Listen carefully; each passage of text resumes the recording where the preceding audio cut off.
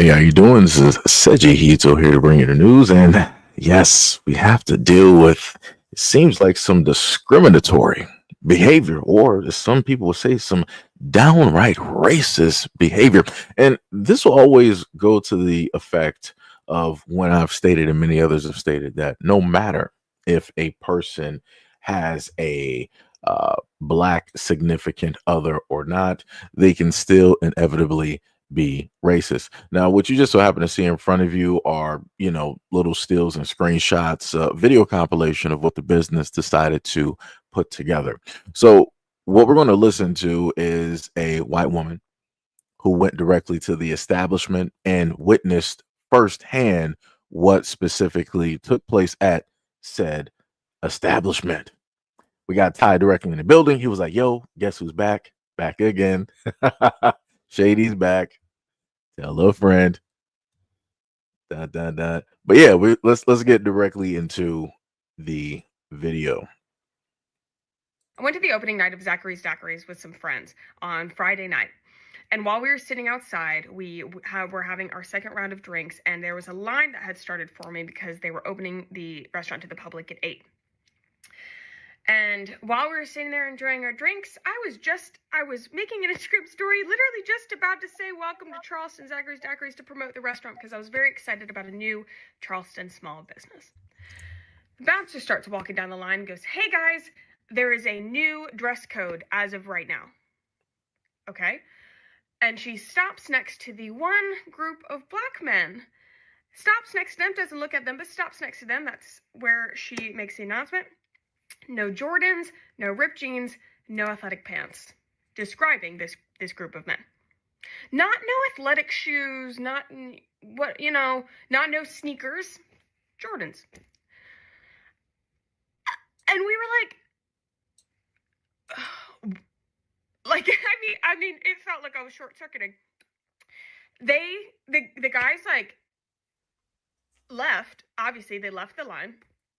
Half the line diminished with them not because they fit that description. We were like, what just happened? We look at each other. We're like, there's no way that we just witnessed that.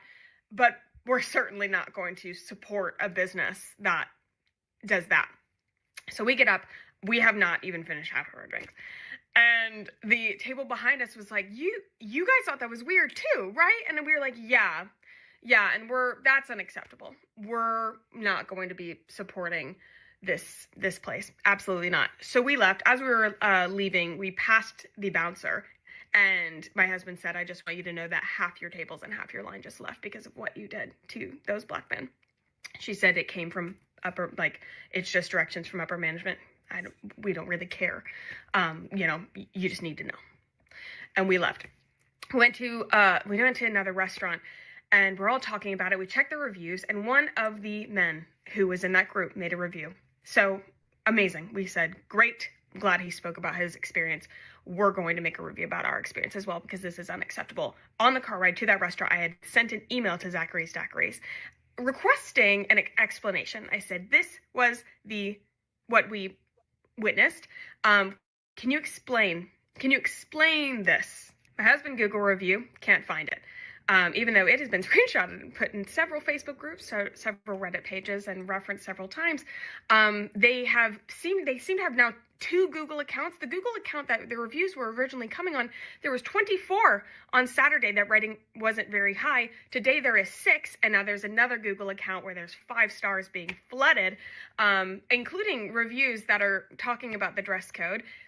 There is nothing wrong with the dress code. There's plenty of bars that have a dress code. Standing next to a group of black men and saying no Jordans, ripped jeans, and athletic pants when that wasn't communicated, and that there are people inside who are not black, who are wearing athletic pants, ripped jeans, and athletic shoes. That's nonsense. And I think if somebody went and they had a wonderful experience, had wonderful drinks, and the people serving them were great, really nothing against those because we had good drinks and the people who served us were very nice. But that doesn't take away that it's also not hard for a business to, if this was not a representation of your culture, to see those reviews, address them, say, hey, this is not a representation of us. That is a horrible experience, and I'm so sorry that you endured. Here is our dress code, and we would love to have you back for a better one. Not hard. It's just not. So yeah, I was very much looking forward to this business. I was very excited about it. And now I will not be revisiting them. I will be telling, my community that I don't think that they deserve their hard-earned money, because I do not support places that treat others like that. That's crazy. That is diabolical. Like I said before, when you have a white woman that gets directly on social media and has to tell you that you're racist, you messed up. That's the best way that I can sit up there and state it. I feel like that is the icing on the cake. The other piece of icing on that cake, right, is the fact that the woman who owns this restaurant is Iranian, and the man that she is married to and has kids with is, I'm going to say, very melanated, very darkly complected, right?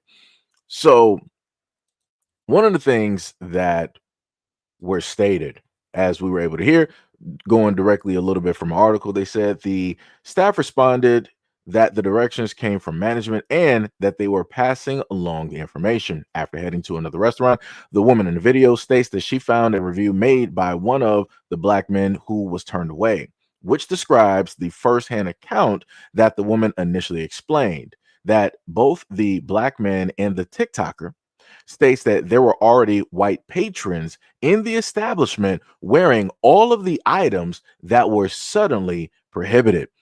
And again, this is not the first time that I've covered videos like this over the years, where it is that, you'll see a quick video or a snapshot of white patrons sitting directly at a bar, and they're wearing, some shorts or blue jeans with some Vans or whatever it is. But then when somebody black comes in with the exact same thing or something similar, they're automatically turned away and said that, oh no, that's against the dress code. You can't wear this, you can't wear that, all these other types of things. These are the things that normally happens to black people. And I want to state it like this: primarily, when you think about Jordans, you're thinking about the black community.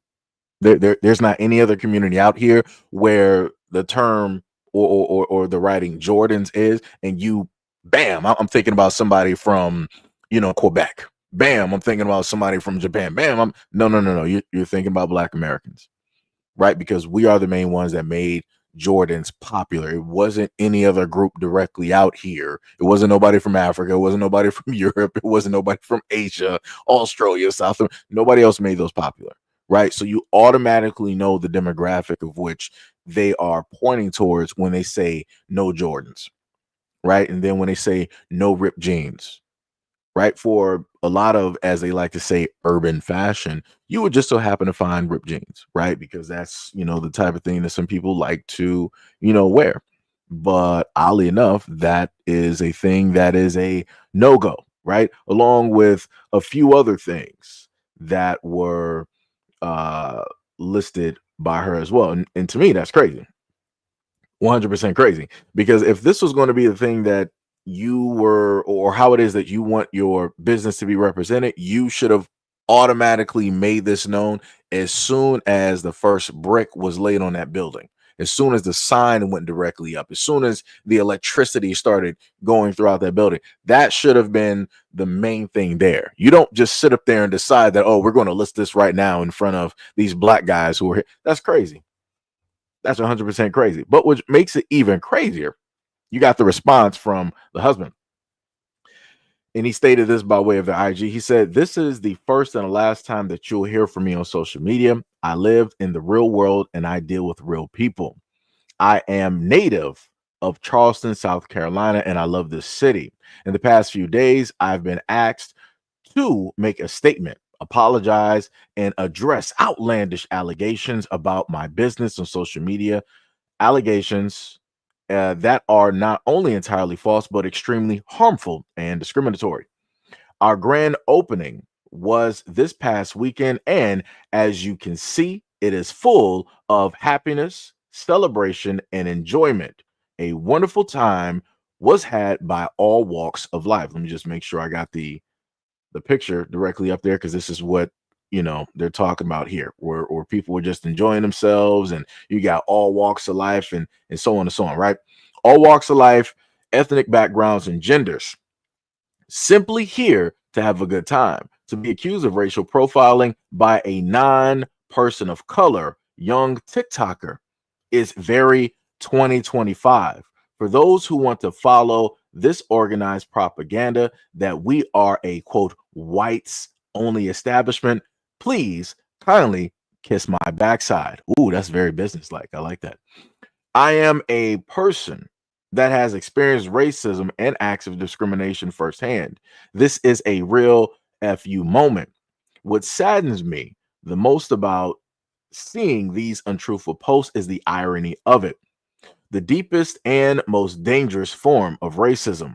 What is worse is watching media platforms we know and used to respect at Eater and at Eater Carolinas feed into non-factual information for clicks, especially with them knowing how hard it is for restaurants and bars just to stay in business these days. To attempt to take a local business down over TikTok gossip is appalling, especially after going above and beyond for their journalists earlier in the week, accommodating all of their requests after saying how great everything was and sending them home with dinner for the family at ER Perkins.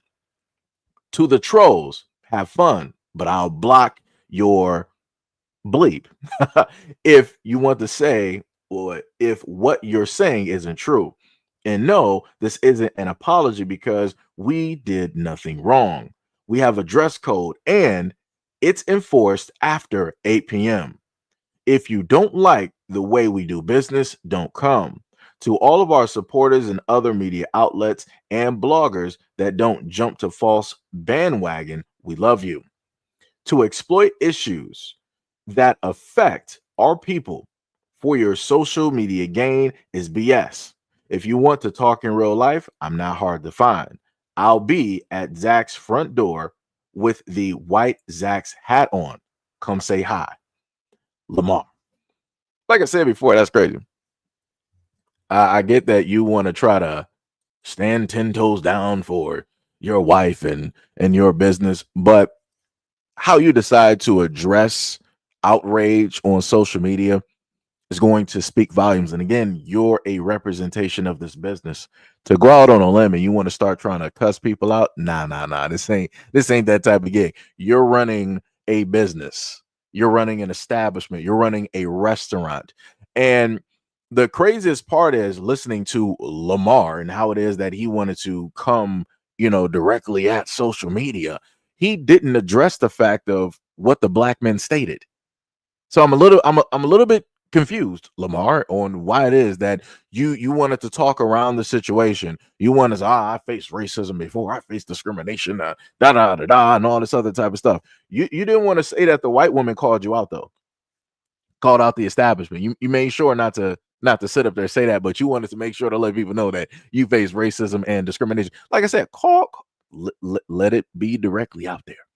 Right now, you yourself, Lamar, may not be that type of person or individual, but like I said before, your wife, and the main thing that I've tried to, state and tell people before is that if you are, let's say, either or black American, or if you are a heavily melanated individual, right, Africa or whatever, right, just because you have a white or other significant other does not absolve them or erase the possibility of racism or some type of discriminatory types of practices or beliefs that they may have.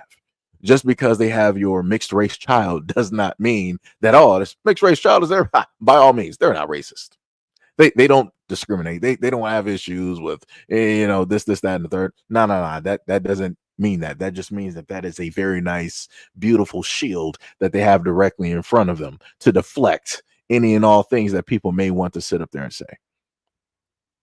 So again, instead of who's going through this racism and discrimination, instead of you trying to convey or explain or even go in depth about what the black patrons did go through or face, it's crazy.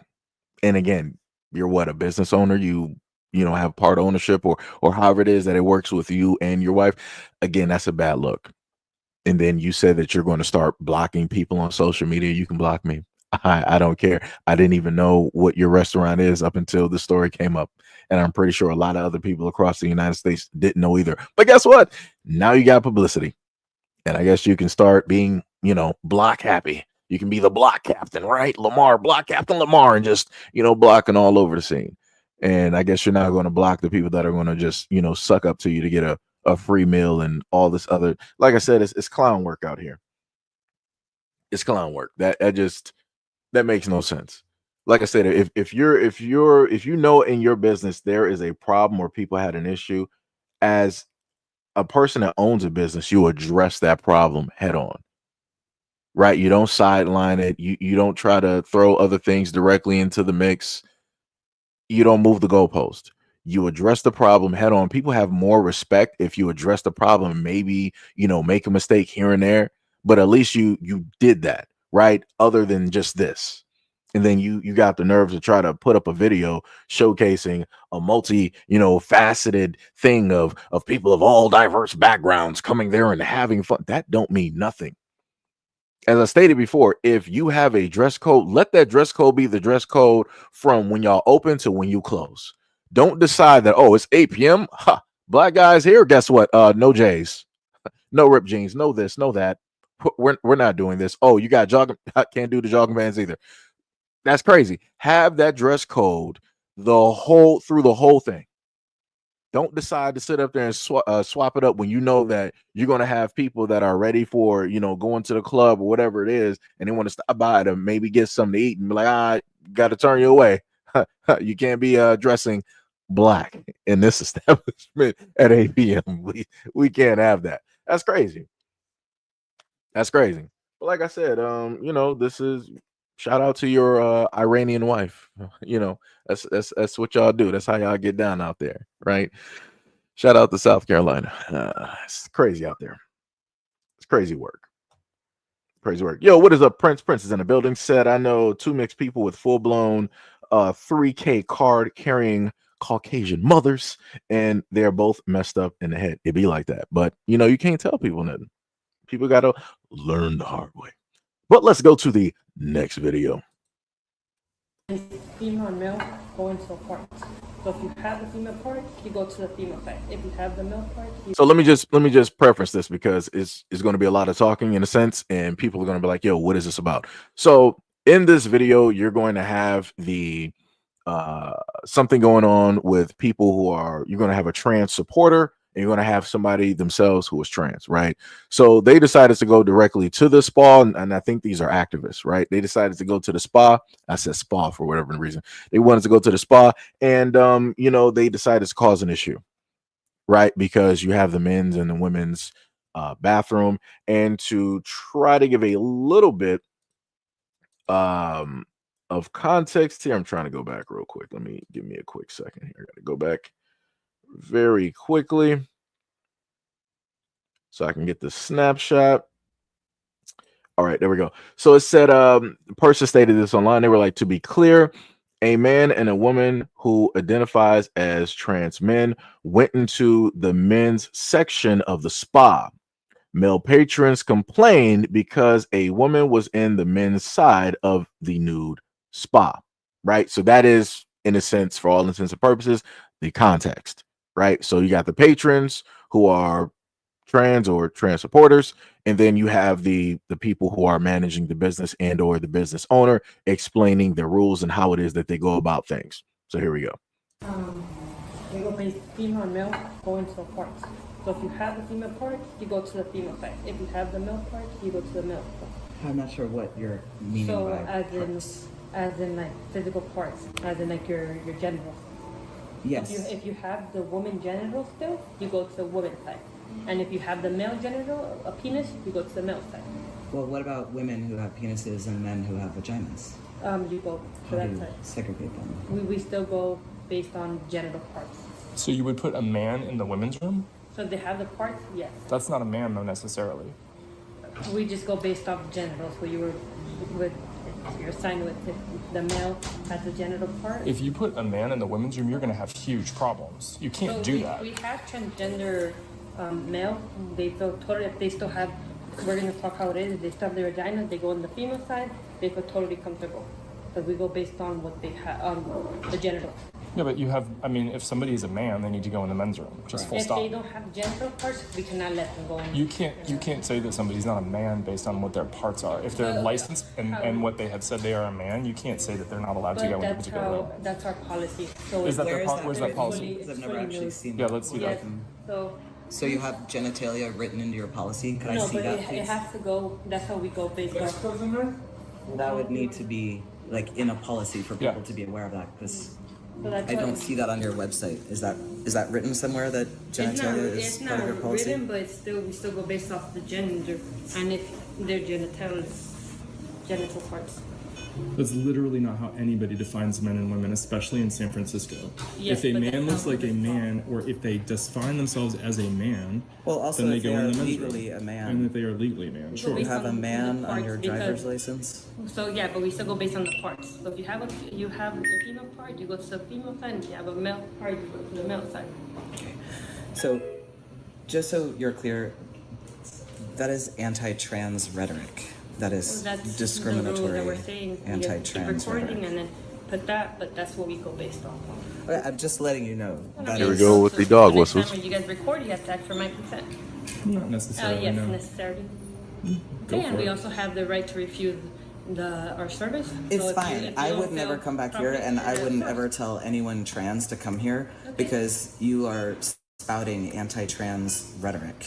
And I've been That's just- coming here for 20 years, and I've never heard anything so ridiculous as somebody come in and ask a man who is in the 20 men's room years. whether or not they belong in there. Our customers, a lot of customers are complaining, so we have to go. Your customers, you should be educating them on what a man is and what a woman is, and it's none of their fucking business. If somebody says that they're a man and you've got a man that's in the men's room, then it's none of their business. They don't have a right to complain. It's You about also the don't have a parts. right What? to judge people No one's based judging on their. what No, you're listen. saying, This but is Cashapp. medical information. What? So just so you're clear, this Brother. conversation is starting now because he came up to me and asked me if I was transgender. So transgender status is a protected medical classification under HIPAA. So you don't actually have the right to go up to anyone and inquire if they Okay, are but if we go transgender. inside Furthermore, and they- there Okay, so I wanted to do a little bit of digging directly on that to get a further understanding, because people want to bring up certain things in order to prove how right they are. Right. So it says, I'm not sure if you guys can see it. It says, while HIPAA does not explicitly name transgender as a protected class, it mandates the protection of patients' individuality, identifiable health information, including information related to their transgender status or transition, preventing its unauthorized disclosure, according to advocates like Advocates for Trans Equality. The Insurance Probability and Accountability Act, or HIPAA, protects patients' privacy when it comes to certain health information, including information related to a person's transgender status and transition. So again, all I'm getting from this is that it's dealing with the medical thing. We're dealing with a business, and the business is trying to make sure everything is everything. I'm not going to fault them or have an issue directly with that at all, because if a woman came out and stated that she has, matter of fact, I'm sorry, because I forgot, even though women over time during social media have come out and stated that they have problems with certain things, nothing was done. Right? Nothing was done. It gets a little bit better later on. Let's keep going. Just wanted to put that directly out there. are A intersex female people. part, that's what we say. Furthermore, there are intersex people that scientifically, medically do not fall into a binary gender, and you cannot tell that by looking at them. So the only way you know a man and a woman is based on what someone tells you they are. Well, So- a lot of customers came and told us they've seen that, so we have, as my job, women go this way, men go this way. And we go based on gender. Okay. But just so we're clear, I am not a woman. Okay, Okay, but So You see the I moment? would never, ever, ever go California into a says he's a man. woman's The locker state room. of California. Okay, but we're going on the parts. So that's how we run our spa. What you need to do is publish that policy because it is not fair to accost customers when they are here at a spa. Cost. You What? need to publish your policy on your website. So if you are going to segregate people by genitalia, you need to state that on your website. Does that make You have to sense? be clear about who you want. And Yeah, who you so don't want. if you have anti-trans rhetoric built into your policy, you need to state that so people are aware of that, right? You need to stand by your policy. You need to publish your policy. You can't just let people come here and be accosted by this bullshit. Accosted. Yeah, that was pretty rude. So you need to publish that, right? Does that make sense to you? Yeah. Okay. Say who you want, and then the people you want will be here. And that is not going to be me as a cis man in the men's room anymore either, because this is anti-transgender policy. It's That anti-transgender terminology. rhetoric. It's completely unacceptable in this day and age, and completely unacceptable in San Francisco. Really anywhere, but specifically here. And specifically at this moment in time when transgender people are literally being eradicated out of legal existence, you guys What? should really be ashamed of yourselves. Yeah, this is shameful behavior. Have a great night. Now, I wanted y'all to realize the oh my god, there's a lot of stuff here. And then the sarcasm with the have a great night. I want to let y'all know the reason that you heard that sarcasm was because those are people that feel like, hey, we just automatically got you and we got it filmed. So no matter what you sit up there and say, you're going to have to bend the knee to whatever it is that we just pointed out to you on film. That's all that was. That's where that sarcasm directly came from with the have a good night, right? So the other thing that is here, let me see if you guys can actually see this. It seems, because this is in, San Francisco, right?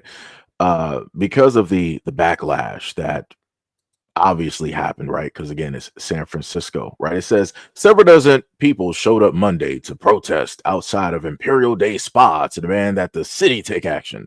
Taped to the spa's window was a notice of inclusive new policy. Quote, guests may use facilities that correspond to their gender identity in accordance with California law, right? So there you go. They were able to win because they came directly there. And I promise you that chances are very great that they more than likely didn't even really use that spa like that. Anyways, it's probably fields of other spas that they just so happen to use where they have other trans people directly there, or it's way more quote unquote, as I like to say, inclusive and yada yada yada. Again, it's crazy work. Then you had, all of the words directly up there that they wanted to use, including the other guy that was like, yeah, as a cis man, I would never say. Calm down with that. That word is crazy. Like I said, at the end of the day, as a guy, I'm straight. That's it. There is no, I'm not doing this whole thing with like cis, and I'm not doing it. I do not subscribe to that. I'm so sorry, because again, the same people directly here that tells you like, oh, you don't brand me, you don't tell me what it is that I am. Whatever I tell you is whatever I tell you. You're not going to sit up there and tell me that you're going to label me as cis. I'm straight. That's all there is to it. Like I said, it takes a male, it takes me with a woman in order to create everybody else. That is a fact, bar none. Like I said, we have a gay population out here. That is great. Congratulations to you guys. You guys are out here successful and everything like that. But again, in order for that population to even exist, you had to have straight people to create all of this. Just saying. I'm just going to put that out there. Regardless on how it is that people just so happen to get mad, it is what it is. Those are directly the facts, no matter how it is that people want to rewrite or rechange or do all of these things, right? Because like I said, you got too many people that want to get into their feelings about this. Yeah, the one person right there talking about that they're getting eradicated. Eradicated where? Exterminated where? Like, historically speaking, what are we talking about here? Like, I can sit up there and show you history when it deals with black people in the United States, right? I can show you a African Holocaust that took place, right? I could show you like the whitening that was taking place in South America by way of the various governments there that were bringing in an influx of Europeans in order to quote unquote whiten that continent, right? I can show you what extermination looks like, right? I can show you what people being moved into extinction looks like, right? So whatever that person is, whatever they were trying to state, I don't know historically what it is that they're talking about. Because again, black people in the United States have had towns and cities burned to the ground asunder. We've had graves completely demolished and built, and people decided to build buildings on top of those disrespectfully. Like I said, this, I don't know what to tell people. I don't know what to tell people, but again, if people want to live their life a certain type of way, so be it. No problem with that. If you want to sit up there and be, trans or gay, whatever it is, go out there, be great. No problem with that. But don't try to force other people to, in a sense, see the same way that you see. Right? I can't sit up there and force everybody to sit up there and quote unquote love black people, right? That would be foolish. Everybody got the right to sit up there and love themselves and feel however it is that they want to, feel about themselves. Everybody got that right. Right. I'm not going to force everybody around this world to sit up there. You guys got to love black Americans. You got to see us as this, see us. That'd be crazy. Right. We can have a certain belief. We can have a certain feeling, but to try to enforce that and to try to stamp that down and try to make that something, that's a bit crazy. Right. But like I said, other people are able to do certain things out here. Some people got more power than others. As they used to sit up there and say, shout out to Kanye, no one man should have all that power. Right? Because at the end of the day, too much power corrupts. And we've seen that no matter what civilization has been out here. Right? Because there are really no checks and balances. So, hey, we'll see what will happen. How things basically work out. But like I said before, they came directly in there. They wanted to, have people bend the knee, and they won. Like I said, they got it. But at the end of the day, the main thing that I've always talked about is that if people in the United States who are a part of a certain community feel as though that they are looked down upon or treated a certain type of way, I told people, hey, take a trip to Tel Aviv. That is the gay Mecca. That is the LGBT, probably even QIA plus community out of the whole world. And it's crazy to me to know that there's a place like this in the whole world where that exists, right? Where if somebody is gay or whatever it is that they claim to be, you can literally go there and you can just be out there, right? You can dress however you want to, sit up there and dress, talk however it is that you want to talk, walk however it is that you want to walk, and ain't nobody going to sit up there and bother you. Even the police force is a part of the exact same demographic. So ain't nothing about to happen to you at all. All the businesses are directly for you. All the bathrooms directly for you. All the streets directly for you. Right? There's barely a place there that is not for you. But for whatever reason, a lot of people would rather try to change other places instead of going to a place that already exists, where there's no need for a change because it's literally built for you. That's the thing that I don't know. Maybe it's just me. Maybe it's just me. Like I said, it's crazy how I know about Tel Aviv, but when you talk to a lot of these people that always want to try to petition and they want to, go out here and picket and bring out the torches when it deals with these bathrooms in the United States and when it deals with all these other types of things, you ask them about Tel Aviv, they probably don't know nothing about that. Out of all the vacations that they've ever taken, they probably never even thought about taking a vacation there just to feel safe, just to be able to breathe, decompress, right? Not to hear, quote unquote, as they like to say, all of the rhetoric, right? It's crazy work.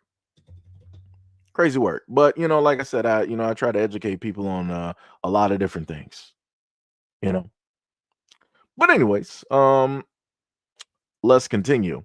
Oh, let me just preface this one as well too. So One of the main things that I've told for this next video here, one of the main things I informed and told people about before is about, Fiverr and Canva and different things like that. If you're a content creator, or if, you want to just create some things, right? There are two, different things that you can use in order to be creative, and also levy that creativity in order to monetize it, right? So you're going to listen to this teacher who is going to tell you how it is that she has her side hustle, and how it is that a customer, a patron, was putting her through hoops and loops, right? And what the end result ended up being, right? So let's take a look.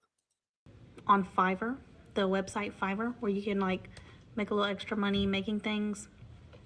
I am a teacher, and I don't make hardly like any money as a teacher. So I have my little side hustle on Fiverr. I design logos for people, and it's all very simple. The things that I do on Canva, I bought Canva Pro, and I make little logos for people, and I Canva make is a a little nice extra site. money. That's all I do.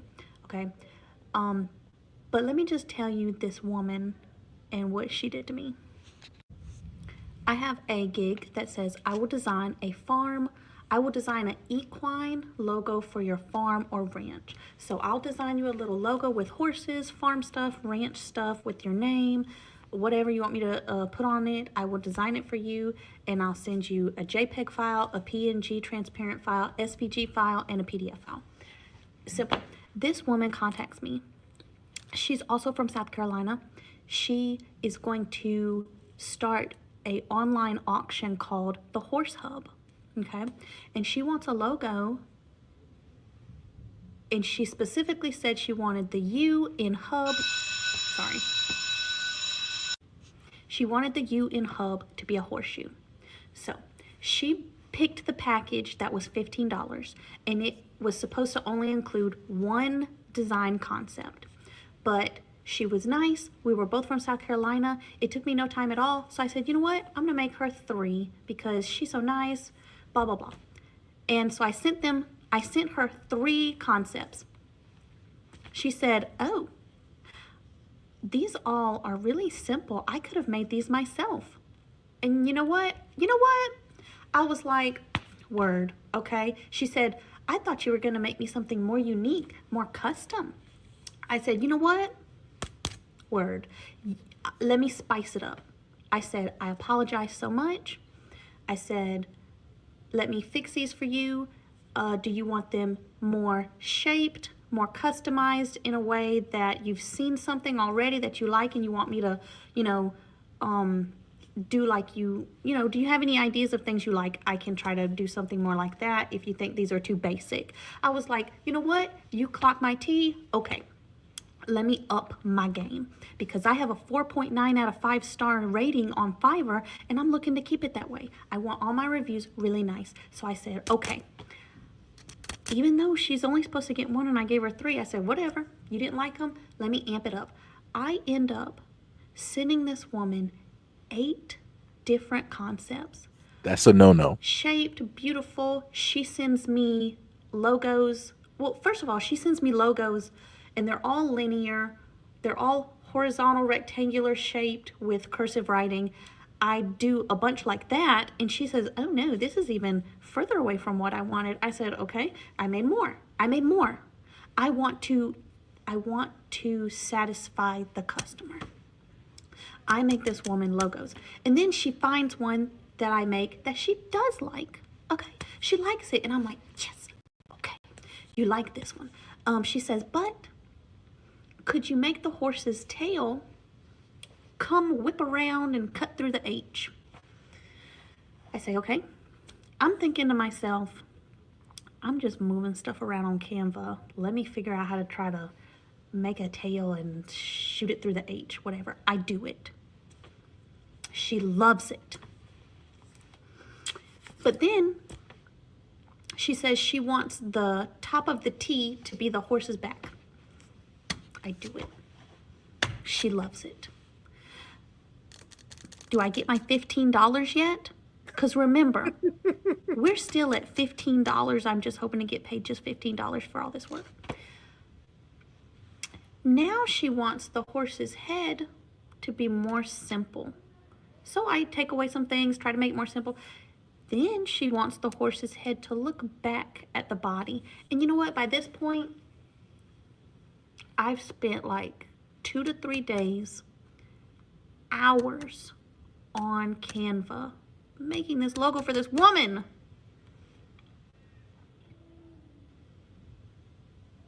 She doesn't like it. She still can't do it. And I'm like, okay, I'm finally to the point where I'm getting so stressed. I'm like, ma'am, I can't do anything else. We've been going back and forth for days. I've been trying, giving you so many. In your original order, I even said, ma'am, your original order was only for one. Yep. We're still at $15 only. I said, I can't do anymore.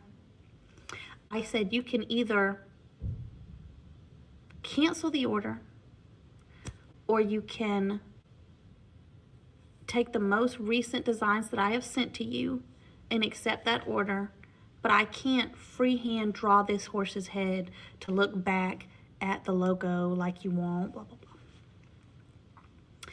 And so she says, okay, cancel.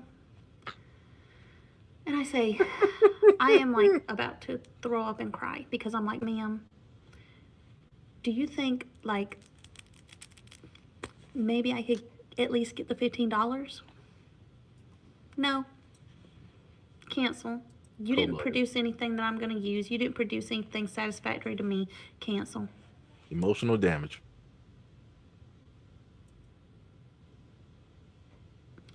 So,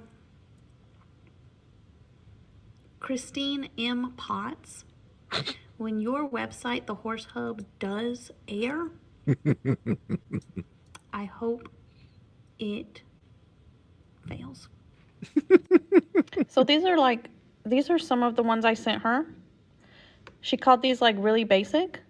I said, you're right. And that one, she said was basic. Okay, but she kind of liked that one. That's the one we went into more depth, changing things around. She said these 4 were horrible. So these are all the different things that we worked on and sent through. I just pasted them right here so you can see all of them together.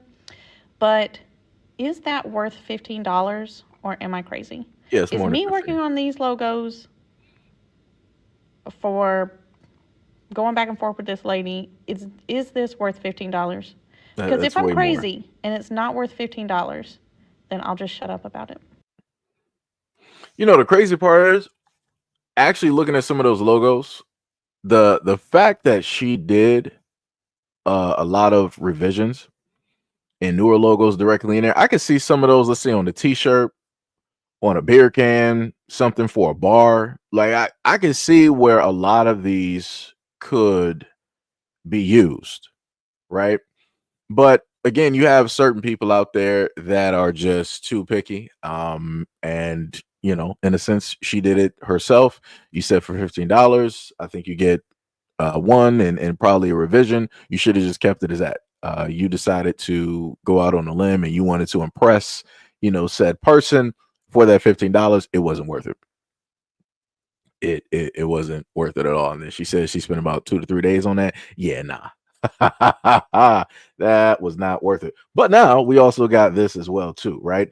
And this is from the lady that was referenced. I gotta actually zoom this in, right? This is Christine Potts, right? Said I guess like somebody had captured this, said you have 2 minutes to take your comments and reviews down off of my husband's horse training Facebook page and Google.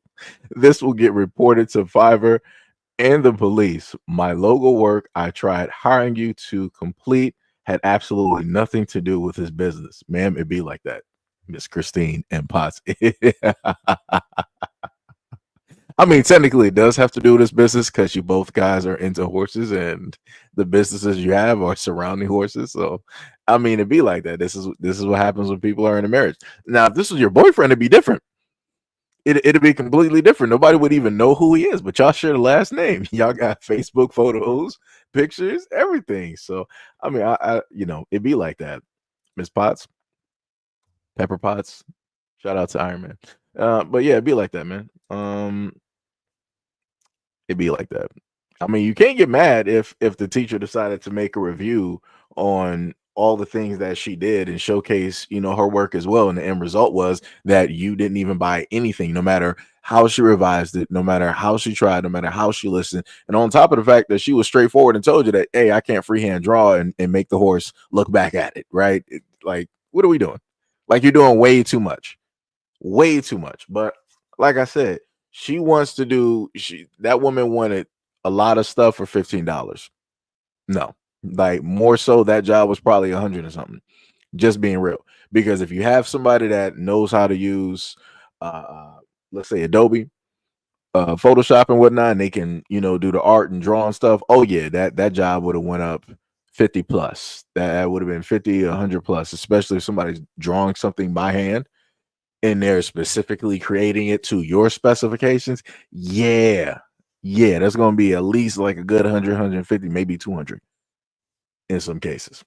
But, what are you going to do? You got a lot of people that are unhappy, that don't like certain things. I would just tell her to, try to resell some of those somewhere, or, do something with them. Don't let them just, specifically go to waste.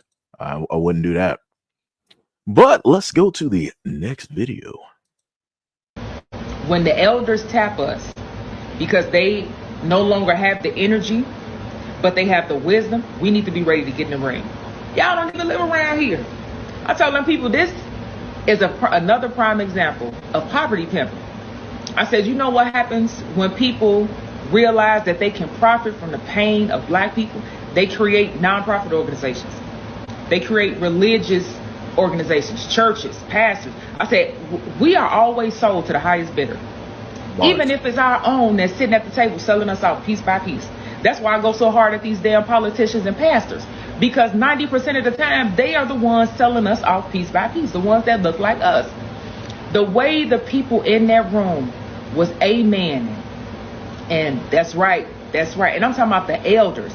People in there that said they've been doing this work for 30 years and they still fighting for funding. I said, let me tell y'all something. It's because they are not coming here to eradicate anything. You think they want to get rid of crime? Crime pays. Bars. Crime pays. At the end of the day, it might not pay us, but it pay judges, it pay lawyers, it pay coroners, it pay doctors. Mm-hmm. You hear me? It pay policemen.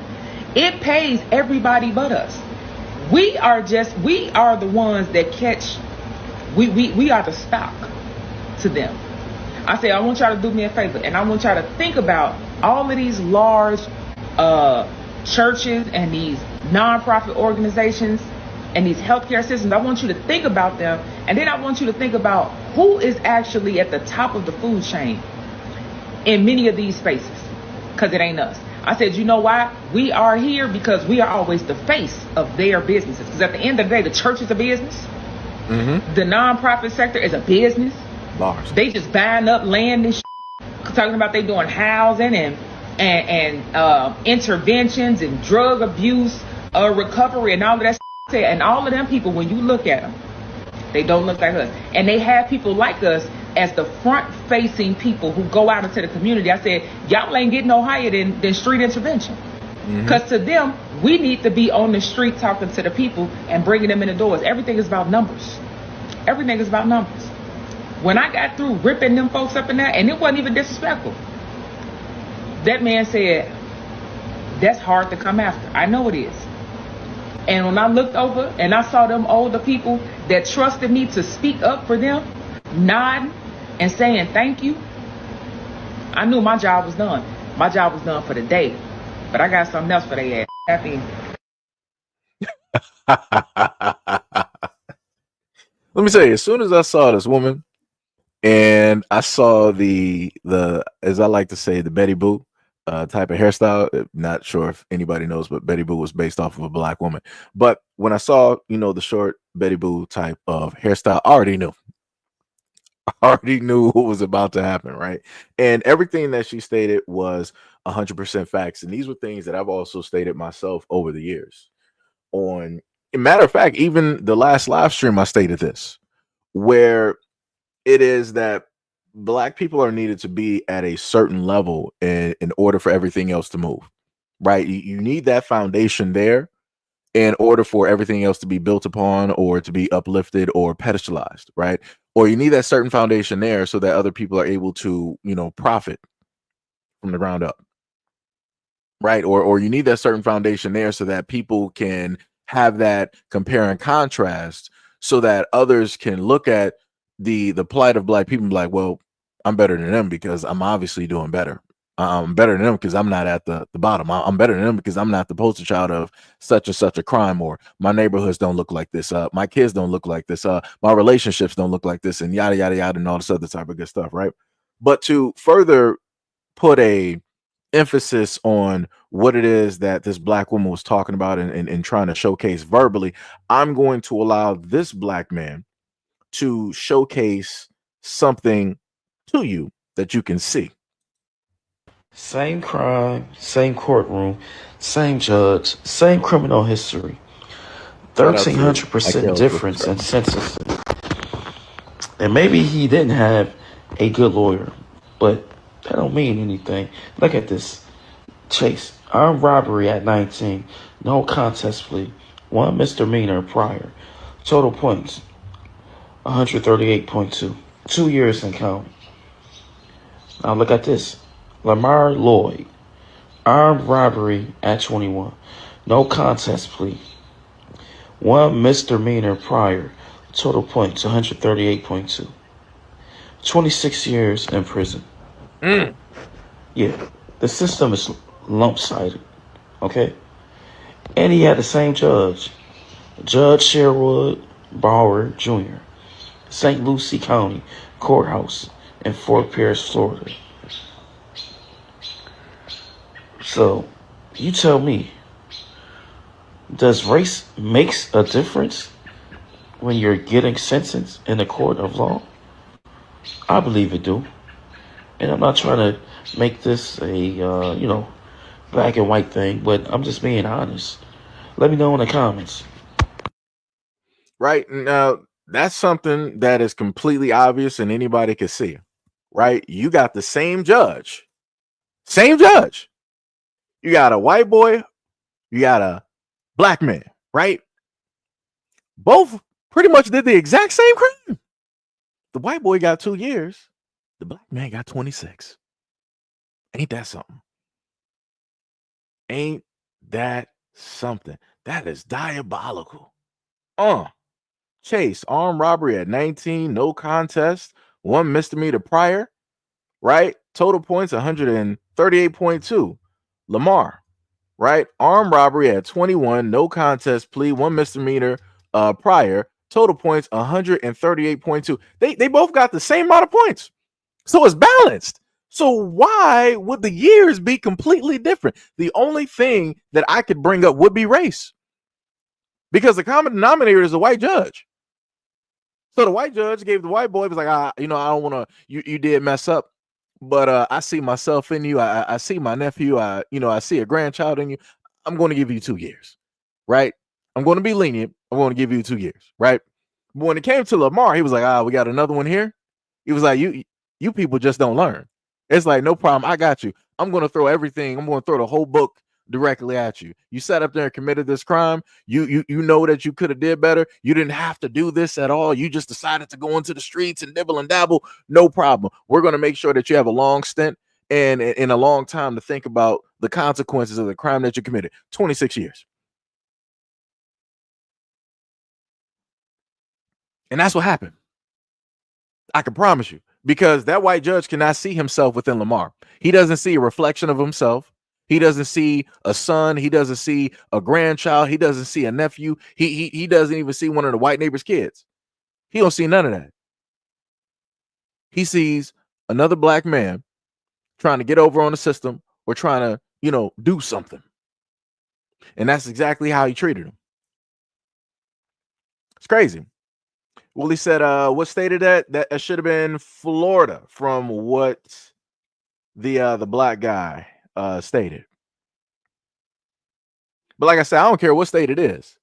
This is how these things tend to work in the United States of America. And again, this is not my first time showing things like this. I've even had solo stories where I've showcased the fact that you have white folks out here that'll decide to do some very horrendous crimes, but they have very lenient to no time. But then when it's black people doing the exact same thing or even less, oh, they got 30 years. Like I said, how many black men right now we still getting exonerated every single year? A lot. Like, it's crazy work out here. But like I said, nobody wants to listen. Nobody wants to pay attention. All I'm waiting for is the moment in time where the system is like, you know what? If you do the crime, irregardless, everybody's getting the time. So the exact same time that a black man would get, guess what white boy's getting? That's what I'm waiting for. And I don't want to hear no crying from white people at all. I don't want to hear no crying. I don't want to hear no tears being shed. Oh my God, little Jenny. Oh my God. How can they do this? This is unfair. Where's the justice? I'm not trying to hear none of that, Sarah. Caitlin. Samantha, I'm not trying to hear none of that in the courtrooms. None of that. I don't want to see no videos. My son Jonathan, he was a great kid. He was a great son. He just like Pokemon and sitting up there watching Back Guardians, and he like Marvel. Like I don't understand. This is ridiculous. I'm not trying to hear none of this. Not trying to hear none of this. Yep, D Money said over a 50% exoneration rate. Yeah. Because we get blamed for crimes that we didn't even do. Still to this day, you got black men locked up since the 70s. Because some random white woman sat up there and said that black man did this to me. And it wasn't even a black guy that did it. But because a black guy was just within the area, oh, we're going to pick him up. All right, no problem. 40 years. Even though the DNA evidence and the witnesses say otherwise. Oh, no, we're not going to allow all of that, truthful evidence directly in the case. We're going to seal that or just dismiss it. If they say that he did it, he did it. What did the cops say that weren't even on the scene? John, Tin, and Jimmy Todd, they all sat up there and said that they saw the black guy do it, even though they were off that day. But the courts are still going to sit up there and listen to them and take their word for it. Crazy work. Crazy work, but it's crazy work. Diabolical.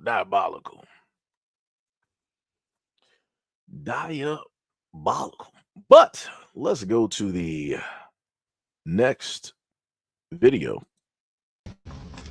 We had this shit. It's very ghetto and it feels stupid because some of this. So what she's pointing to is the device that is right above her chest that had to get implanted there, right? So for a lot of the women directly out there that I guess you could say go through stress or whatnot or whatever, you may want to pay very close attention to this because very easily this could be you.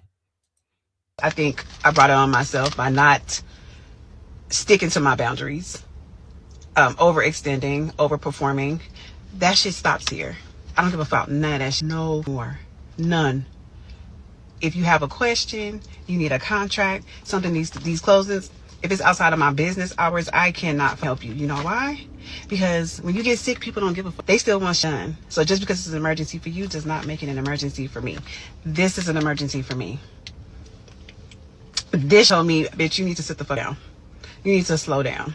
And I've had people tell me that I'm always on my phone.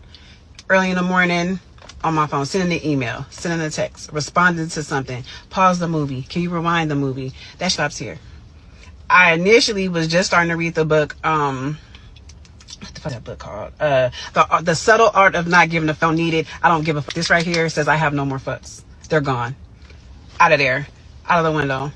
Ain't no more. I have none for nothing and nobody. Not for my career, not for jobs, not for no fake ass friends, not for manipulating family members. I have nothing for nobody. My shoulder dislocated. I have nothing for anything and anybody. If it does not serve me, no. If you call me to trauma dump, please be respectful. If I answer, to ask me if I have the mental and emotional space, because if I've never put myself first before this right here, I don't have time for this. This is a lot. This is beyond a wake-up call. And I'm in therapy. I have a male therapist. He be eating me up. And us talking about my lifestyle choices and my career and the things that I do in my business. And he's like, you got to make some changes. He's like, either you're going to get pushed or you're going to jump. I would have preferred to walk and sit down. I got pushed to pay attention to myself, pay attention to my body, pay attention to how I'm moving, pay attention how I let people with me. Right. The one thing I also, because the other thing I want to just highlight that I feel is missing from context is the fact that you have a lot of women directly out here who may have weighed a certain amount, and a lot of women will decide to take. And again, this is not trying to shame or anything like that, but I have to put this into the reality. Whenever it is I go on Twitter or X, or I happen to go on IG, I primarily run through the threads, and I happen to see fields of women pretty much with the exact same body as if everybody was made from the same two parents, right? From top to bottom, thighs, lips, everything. Everybody's looking the exact same shape, belly button and all, right? And I've come to the conclusion that a lot of women like to take shortcuts when it deals with losing weight, right? You have a lot of guys out here that will decide, like, if they're 300 pounds, they'll start working out. Right, they're not going to just automatically, let me save up like 50K or 100K to just go up under the knife and that's it, I'm good. Nah, they're actually going to put in the work. They're going to put in due diligence, the energy and all of that to, build up that muscle. And then if there's like excess skin, of course, that they can't get rid of, it's like, all right, I'm going to sit up there and go into, trim up and fix that up because I already did the necessary work. A lot of women don't do the necessary work. A lot of women will go under the knife and they'll get the work done. They won't do any workouts at all. So everything, dealing with their veins and their heart and everything, it's still the exact same as if they were about, like, let's say 3 or whatever amount of pounds that they were, right? So they went from 3 all the way down to, let's say, about 150 or 140, right? That's a massive amount of weight to sit up there and shed. But while you shedded that weight and it was unnaturally shed, your heart is still at the starting point of where you were with all of that weight. So it's like you got a lot of these women that'll go on social media and they think everything is fine and good, and they're still eating the exact same way that they were when they were hundreds of pounds heavier, adding further onto, their heart and everything else, because the outside looks great, but the inside is decrepit. It's bad. Because they never did anything necessary to clean that up, to fix that up, to make it healthier. Everything was always about the outer appearance. So I just wanted to add that directly into the perspective, as well. Because as I'm looking directly over that, it looks like something, if I'm correct, if I'm to reverse it, that looks like it's right over her heart. So yeah, that's not good at all. And this is why, I keep trying to tell women, it's like, yo, go out here. If you're going to lose weight, do it naturally. Right? If you're going to go out here and lose weight, do it naturally. Because I can't tell you how many women I see dressed in the same. They got the same, waist strap and all of this. They show pictures of them going to the gym. But I'm like, the whole body that you got, you didn't do that at the gym. So I don't know why you're trying to give off this whole thing as if you just worked off, or this whole body was natural and it's not. Like, it's crazy work out here. Like I said, the lies that people do in order to become these influencers or whatnot or whatever is crazy. It's lies on lies on lies, and it's crazy work. And it's not a lot of women that want to call that type of stuff out. But like I said, if more of this starts happening to women, oh yeah, it's going to be a lot of women out here cooked, fried deep, and it's going to be nothing that they can do about it. But what was it? You said that's a pacemaker? That's bad. And that woman looks like, I'm just looking at her face wise, it looks like I want to say late 20s, early 30s. If she is in her early 20s with that on, you are cooked. You are cooked. So, like I said, that's bad. That is crazy. But let's go to the next video. Employ 64. And that's across all 4 of your stores. Yes. How many of your employees are Latinos? All Latinos. How many of them do you know are undocumented? 50%. Who did you vote for in the last election? For Donald Trump. Was your hope that if he was elected president, he would be able to improve our economy? That's what we're waiting. You voted for President Donald Trump because of his stance on the economy. Yes, because economy is one thing and immigration is another thing. And you have to, like an owner, decide what is more affect right away to my customer. And you think that food and prices matter more to them than whether they could get deported? And I always say, the food is so important when you see they traveling to buy the food. Both of these issues are such a big part of your life. The economy as a business owner, but immigration as an immigrant yourself. How difficult is it for you to balance your feelings on both of these issues? It is hard. You see both sides, no? I always try to be motivating my employee, my customer, when they say right now, what is going to happen so with us? Economy, we are not legal. I try always motivate to them, but if I honest myself, they're right. They have much to worry.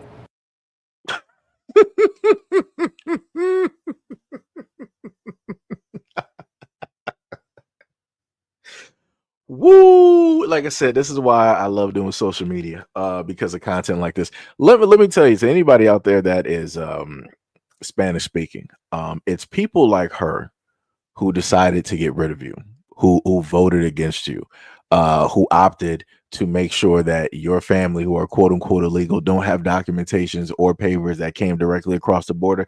It is her and many others that decided to get y'all and pack y'all right up on out of here. She literally told you that 50% of the people that work for her are Latino and they are illegals. And she said she still voted for Trump.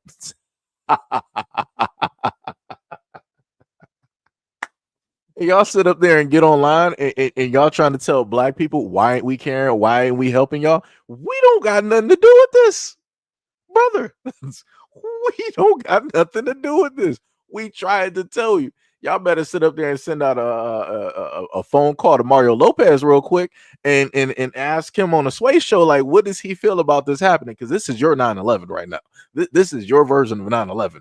You got to get on the phone and ask Mario Lopez, what does Mario feel about ICE and everybody else coming directly into your community? This is y'all moment, because this is crazy. This is 100. I ain't never in my life seen anything like this. That's wild. That is wild. Thank God for social media. Oh my God. People wouldn't believe it if I wasn't able to show it. Let me tell you something.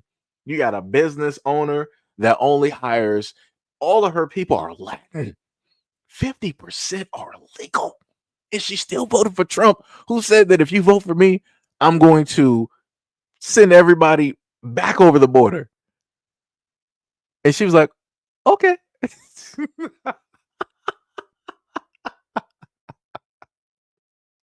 Y'all get on TikTok and talk to black people? Black people, we were like this. We were like peanut butter and jelly.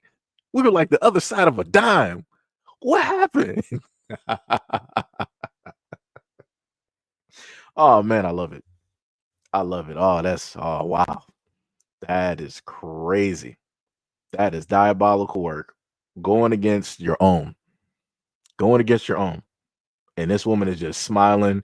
She's ecstatic. There is no remorse in this woman's face about voting for Trump, about voting for the Republican. There is no remorse in her face at all. She was like, hey, I try to motivate them every day. And yeah, at the end of the day, yeah, they still have some things to worry about. That's crazy. That is diabolical work. Let me tell you something. It's crazy. It was hollering La Raza is Primera main that brown nose. Yeah, it's crazy. Diabolical work. Like I said, the only thing that black people can do is just take a break and sit down and watch and grab some popcorn. Shout out to Nook in the building. What is up? What is up? What is up? What is up? What is up? So now we're going to go to the next video. I don't know what law student needs to hear this, but stop trying to be an influencer. You did not go to law school, get your degree, pay hundreds of $1,000s to risk your legal reputation on TikTok. Bars. Specifically, if you are going into big law, you should really reconsider making a bunch of legal content and trying to be an influencer, because these two professions do not mix at all. Yep. Especially women of color. Like, I keep seeing big law associates, specifically black women, get fired for their TikToks, and it's like, again, you did not spend all this money, get all this legal knowledge to become an influencer. It is not worth it. And I'm Gen Z. I'm 25. I'm an attorney. I work at a big law firm. I've been on social media since I was 6 years old. Don't risk your reputation.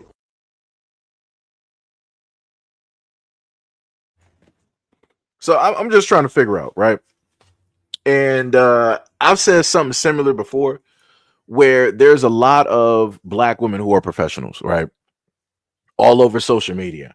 And the main thing that I see as a common occurrence is that these high-ranking black women all want to be all over social media, because now they feel that they made it. They can now determine or call themselves the it girl, and they can get all of the attention that they desired that they weren't able to get in middle school, high school, and college, and all this other type of good stuff.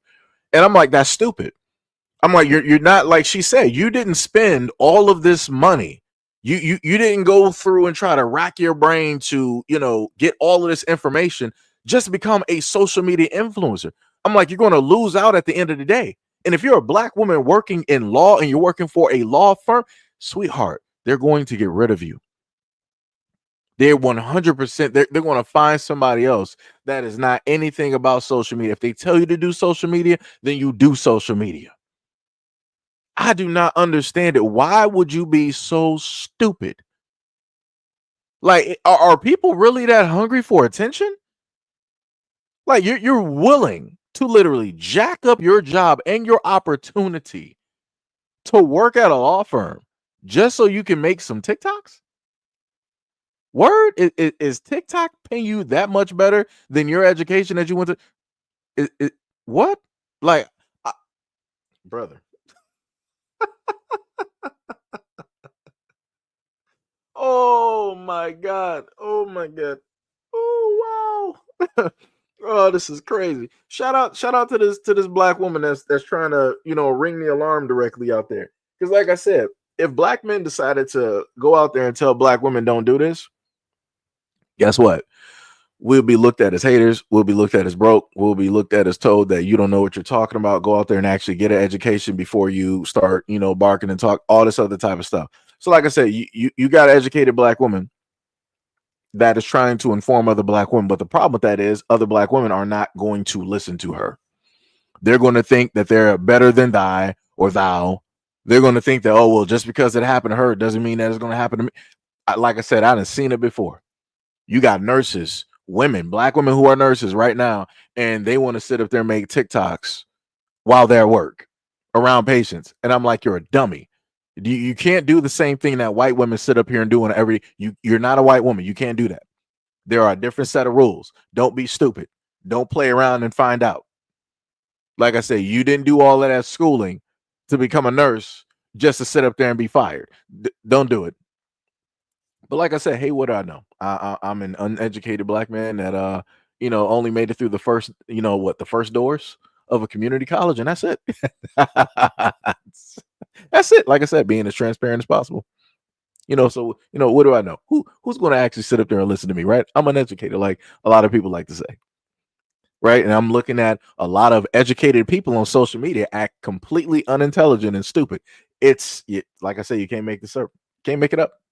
As Nestor said, diabolical work. That's bars. Straight work, man. It's crazy out here, man. It is crazy. I need a lot of educated people out here to do better. I need a lot of educated people out here to do better. Mm. Mm-mm-mm. But anyways, let's continue with the next video.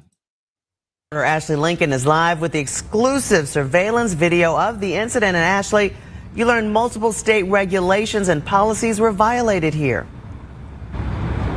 Yeah, some of that was detailed in that lawsuit. In it, it says that this facility did not follow policy regarding the situation. This baby had to endure months of recovery and has to live with lifelong scarring. His mother told me that this lawsuit was about making sure this doesn't happen again. They had to pop his blisters. That was painful to watch him go through.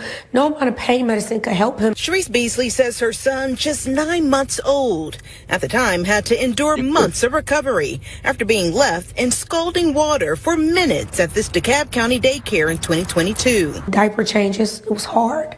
It hurt him to urinate. Beasley, alongside her attorney, have now filed this lawsuit against the Young Minds Learning Center. You put your trust in them, and to see how they took care of Virgil or didn't take care of Virgil was heartbreaking. The employee, seen in this surveillance video, aggressively removes baby Virgil's clothing after he had an accident.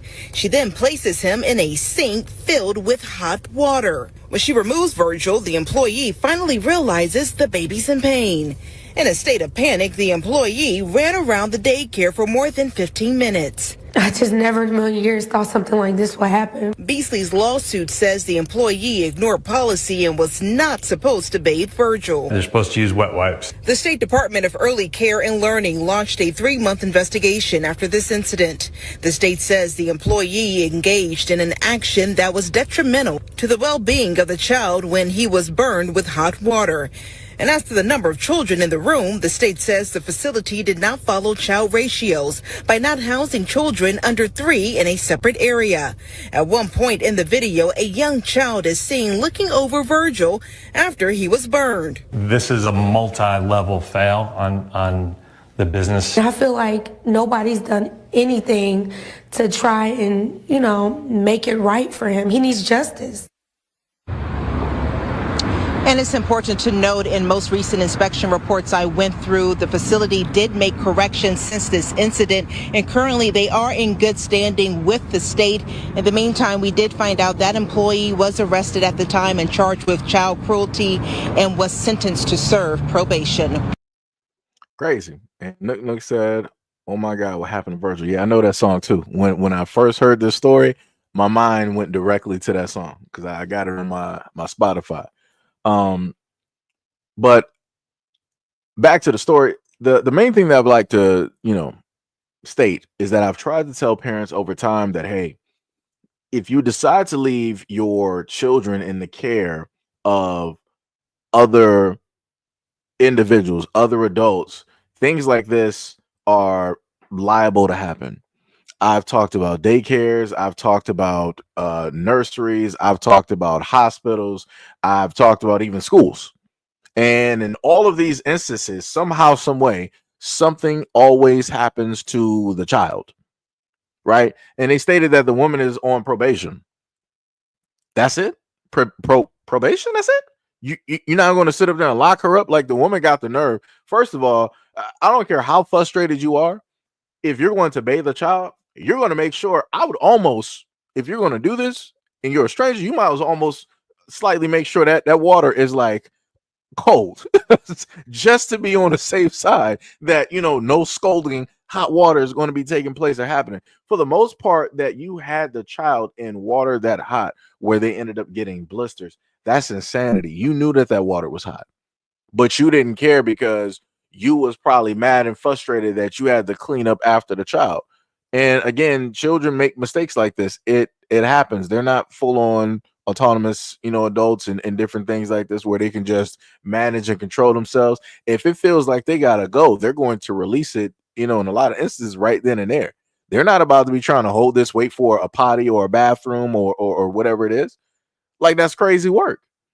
And then she got the nerve to try to run around like the victim. Oh my God, I can't believe this for 15 minutes. Man, go to prison. Go to prison 100%. Go straight to prison. There is no reason that you should be out around the public at all. Like, for all intents and purposes, full on sue that daycare up until that daycare has your name on it, ma'am. Your name and your son's name. And then on top of that, for a secondary lawsuit, go after that woman civilly. Like I said, she got 2 lawsuits. Like I said, I don't care if they arrested that woman and she on probation. No. That is not enough. That kid has to more than likely have lifelong injuries because of everything that took place. We ain't doing that. We ain't doing that. Mm-mm. That's crazy. And this is why I tried to tell y'all before that a lot of adults do not care about kids. A lot of, let me repeat myself again, like I've been doing for all these years, a lot of adults do not care about the kids directly out here.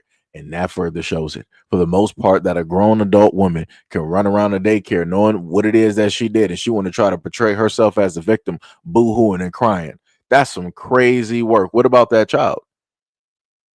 You're crying more for yourself and caring more about yourself than that child that you actually harmed. That's crazy work. Put her in prison, under the prison. 500 feet deep. I want her as close to the Earth's core as possible. That's where she needs to be. Right? Let's continue. We're going to be going to a conversation that we've heard so many times before, but here we go. Dating outside my race, but I was dating outside of my race because they was doing things better in my race. I'm gonna keep it 100. Define better. Well, not better, because I know where she getting ready to go. Not better. I know you said they were doing things better. I wanted to know what better meant. Not better. I'm gonna change that. I'm trying to save you for the people, for the culture. Not better for the culture. There we go. Right, not better. I was dating Puerto Rican, I was dating Dominican, I was dating African, I was dating all type of other relations besides American black, right? They were doing way more of what we expect we want our woman to do more than our American. Our American got real comfortable with... Give me some examples. Oh, man. I mean, their mannerisms are different. Like, even my Indian one was from Sri Lanka. One of them countries over there, right? I didn't have to really say much to do and be treated like a king. You see what I'm saying? A lot of times with our own American black, they expect so much of us and what we're supposed to do. Like things like if we go out and eat and we just have a nice dinner, we can go anywhere and eat and get a nice dinner. It had to be Rue Chris, or it had to be this, that, or it had to be this, that.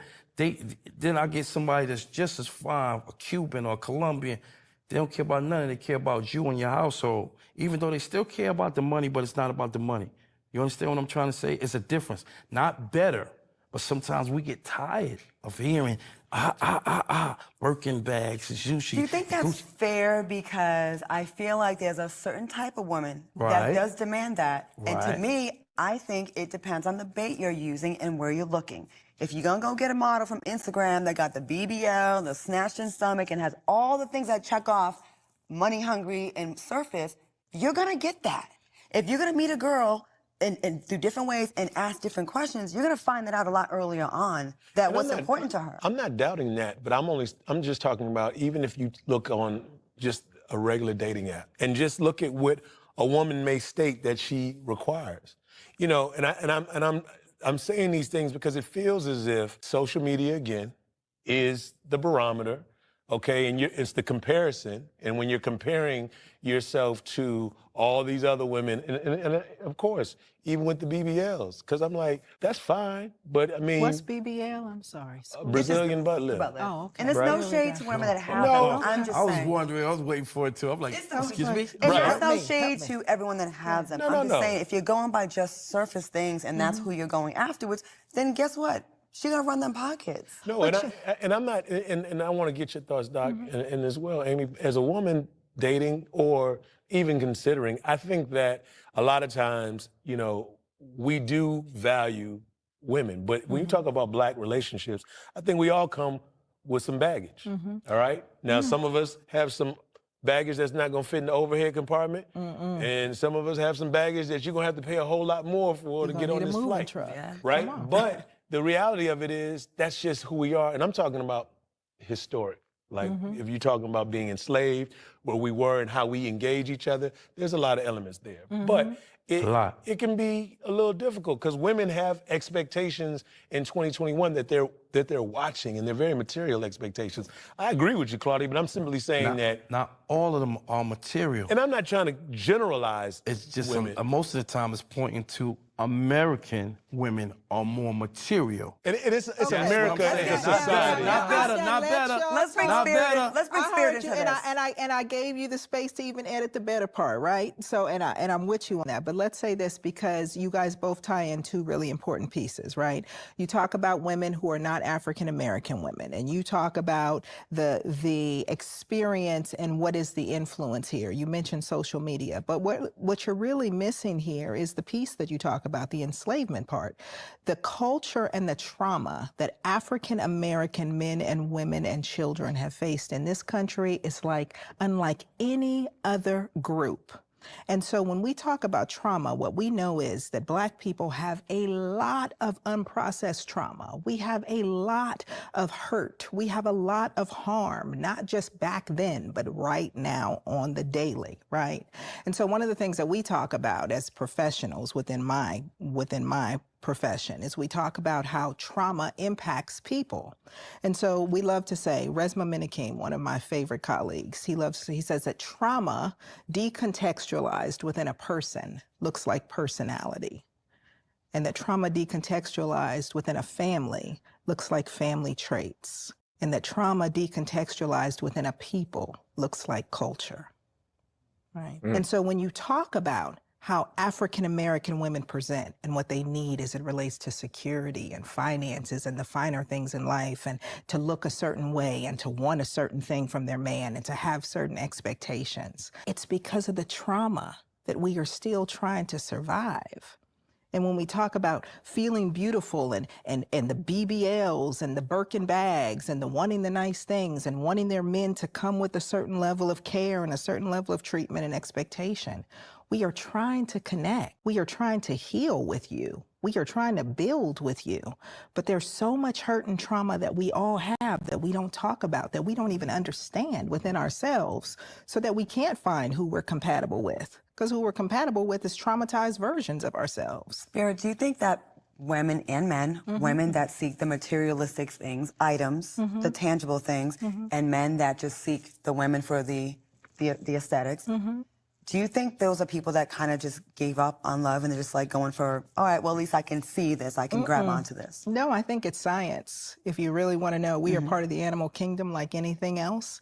And so what the male species chooses is the thing that's biologically beautiful, because what it suggests from a DNA perspective is you're likely to bear my offspring and they will do well. It's survival of the fittest. And what the female species chooses is the male offspring that can provide the most security, because you're going to be able to protect me and our offspring and raise us, and we will do well. So we're not gold diggers, it's just science. It's literally biology. It is literally biology. We When have you our see, own listen, different. listen, when you see the brothers out there with the rims and the flash and the money and the gold, they're no different than the male peacock that's showing his whole big pretty feathers. Look at me, look at me. And when you see the women that go, show me what you got, show me what you're working with, it's no different than the frog that ribbits the loudest, or the bird that chirps the loudest. So what do you call a man that's just been providing that doesn't ask for nothing? What do you call the guys like me who we don't ask for anything? Oh, but you do. How? You may not ask it with your words, but your expectation is there. So when you say, I need that woman that loves me, I need that woman that has my back, so I don't have to say, hey, is that bacon and eggs there? Hey, Okay, are those clothes in the drawer? Not cash-wise. Okay. So when we talk about compatibility, right, one of the things that I love to say, an acronym that I use is rises, that some relationships rise, some fall. You want one that rises. Rises stands for the different types of intimacy. So the thing that I want to go back to, let me see if I can.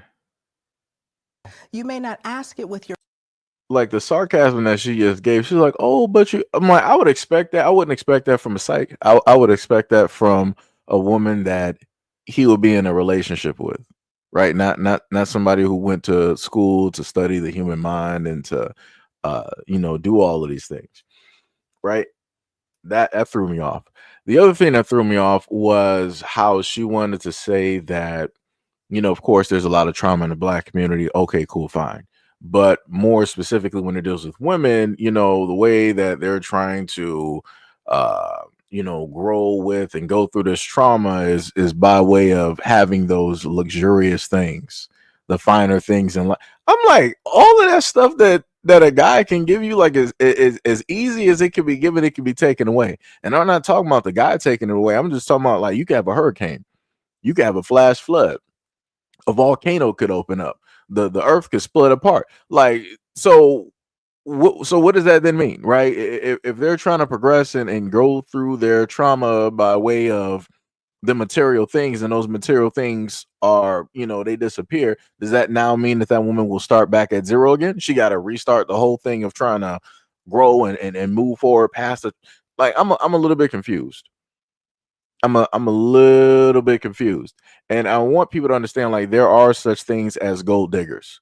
I do, because I don't want people to sit up there and think that the explanation that she gave is just a finite type of deal. Like I said before, this is why you got girls who are 18, 19, 20 that specifically go after. When I'm saying this, I'm saying it exactly how I'm saying it. They specifically go after guys who are in their 30s, 40s, 50s, and 60s. Like I said before, in high school, I've been able to monitor and watch these girls specifically go after or talk about the types of guys that they talk to and or date. And these guys are far outside of their age range. Because, like I stated before, women typically go for older guys, right? So if you are a guy that is in high school at this moment in time, chances are very great, I'm just going to be honest with you, you don't have a shot of, in a sense, realistically being with any of those girls in that high school. Because those girls in high school, primarily, if they're in high school, they usually want somebody that's 18, 19, or 20. If those girls are 18, they usually want somebody who is in their 20s. I'm talking about like a 23, 24, 25, and so on and so on and so on. Or to the other extent, those girls who are in high school, they want somebody that's late 20s to early 30s. Because they want somebody who has things that they don't have. They want somebody who can enable and give them access to things that they don't got to work for. Like I said, it's the easier route to getting to the finish point. That's all it is. So, like I said, gold diggers do exist. I'm not sure how people want to try to psychologize or they want to try to write some poetry around this to make it seem like, nah, this is just a natural occurrence. It's a part of the animal kingdom. Nah. No, it's not. No, it's not. Because I ain't never seen a female lion require a dude to sit up there and take down a gorilla, a giraffe, and maybe previously a dinosaur to prove that he is really the king of the jungle. That's not what happens. That's not how that works. You just do what it is that a male lion does. You prove that ground that you walk on, and that's it. Like I said, this stuff is crazy. This is crazy. Man. Rabbit said the man in the video is dressed luxurious, but on a more humble look. Like, he ain't even really wearing nothing. Like, he's wearing, like, realistically, that's bare minimum. Like, if I'm looking at jewelry wise, I'm seeing like bare minimum. You got like what, 1, 2, 3? It's like 3. You got like 3 chains on, and it's not even like what you would normally. It's not like it's a kilo chain or something like that. It's just, the normal type of stuff, normal gold. Right? That, for me, that's standard issue. Right? If you think back, let's say like some 2000 something, that's standard issue, right? Standard issue chains.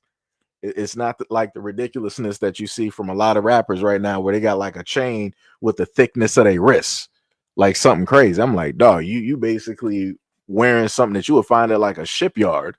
Like, it's looking crazy out here, but it is what it is. Cham said, I'm not sure that trauma spurs that behavior as does selfish behavior. I was taught to be empathetic, so I volunteered in the community. Work young, growing up. I don't like money to be wasted. That's bars. Kim Munger said, I love black women, don't know anything else. But dating is a wrap. Maybe we'll come back to how my grandparents were. Right? Rabbit said 3 chains is standard issue. I think that is just standard. I mean, I'm just sitting up there saying, like, I've seen eras of people wearing some crazy chains, right? I remember when people had chains that were almost like down to their kneecaps. Like it was looking crazy. I'm like, dog, why would you need, it's fake, but why would you need a chain like that? I'm like, dog, you would have to like quadruple wrap that just for it to be normal, right? But you know, it'd be like that. Sham said, LOL, and I'm tall, so I couldn't be like, I want a tall man. I dated people short, fat, tall, ugly, cute. I like a man that makes me laugh and is simple. It'd be like that. But I'm just gonna say, like, for you, Sham, like that's a rarity. You're rare. Like, you can rarely find women that have a simplistic type of way of looking at dating and what it is that they require from a guy. A lot of other women live through the lens of other women on social media. So a lot of normal, everyday 9 to 5 women feel as though that they deserve or they need the lifestyle of these women who are on OF or IG models or female celebrities, which is crazy to me because I'm like, how do you feel that you automatically a man should give you that when you never did anything to deserve that? Like what have you really done in order for somebody to just drop that to you? Like that just makes no type of sense to me. But yeah, social media got a lot of women jacked. I can really much, tell you that. Just like the other guy said, if I can happen to scroll directly, like what this brother was sitting up here saying here, he was like, yo, if you even getting away from like the social media aspect and everything, he was like, if you just look at the dating scene online, and again, you can use the dating apps. That's in general. A lot of people got the dating apps. Hundreds of millions of people are on these dating apps, right? And when you go through those, you'll see women basically saying that they need a dude with money. He's able to afford them. He can take them there, to find the things in life and all of this expensive stuff. And I'm like, all right, it's cool to, have that theory, but to live in reality is a whole different thing. Because 9 times out of 10, a lot of these women are not taking themselves just out on a self date to these expensive restaurants every single day, 7 days a week. They're not doing that. Like, they can say that they love themselves so much, but they're not going to sit up there and take themselves out for a $500 just wine and dine, for 7 days a week. They're not going to do that. But they would have the requirement for everyday guys to be able to fulfill that, Monday through Sunday, which is crazy to me. You expect somebody to do something for you that you wouldn't even be willing to do for yourself, even if you have the money. It's like, how does that work? On top of the fact that you require a guy to sit up there and get you stuff from like Tiffany's or all of these other places, but it's like, you're not doing that. You require a dude to sit up there and get you a Birkin. That's what, like 15, 25K or whatever it is. Like I said, I don't really know the numbers because I'm not in that bracket. And I'm like, but are you doing that for yourself every single day? Are you spending that type of money on yourself every single day? If you're not doing it, then why would you expect that from somebody else? Like, that's just, I don't know. It's crazy. It's crazy work. Let me see. God said I never have enough money to save. Seems like I'll be getting out of the hole and sometimes there to kick me back in. So I stopped trying to climb out of the hole and got comfortable at the bottom. It'd be like that. that's the best way I can sit up there and put. If you are a normal, everyday guy, that's pretty much how it is, right? You are just, you're barely above the water for all intents and purposes, because somehow, some way, there's always something there to take money. Taking money here, taking money there, taking money here, taking money there, and you might have something saved up, but guess what? Something will magically come along in life, and whatever you saved up, that's going to be needed, and then some. So, stuff out here. Like I said, and I'm going to consistently say that when it deals with the whole dating world and everything, it's a lot easier when, for women to deal with this, because women literally got free tickets, free rides to go wherever. You got women going to Dubai, Fiji, Bahamas, Jamaica, trips across Africa, Europe, free. Don't gotta worry about nothing. Just guys just coming up, hitting them in the DMs like, yo, let me fly you out real quick. That's it. Guys don't got that. Matter of fact, I put it to a better extent. I ain't never seen a point in time where you didn't have like Chris Brown or what's the brother name, or Michael B. Jordan talking about they got a DM from a rich billionaire woman talking about she'll fly them out. I ain't never seen it. So like I said, even for guys that women deem to be the utmost attractive, right? That women are clamoring directly over and whatnot or whatever. I don't see no women out here talking about hitting them up, trying to fly them out nowhere. Never seen them. And like I said, you got women out here that are worth hundreds of millions of dollars. You got women out here that are even in the billions, but you don't see them talking about they're about to fly somebody out. Like I said, women got it easy. That's all I'm saying. That's all I'm saying.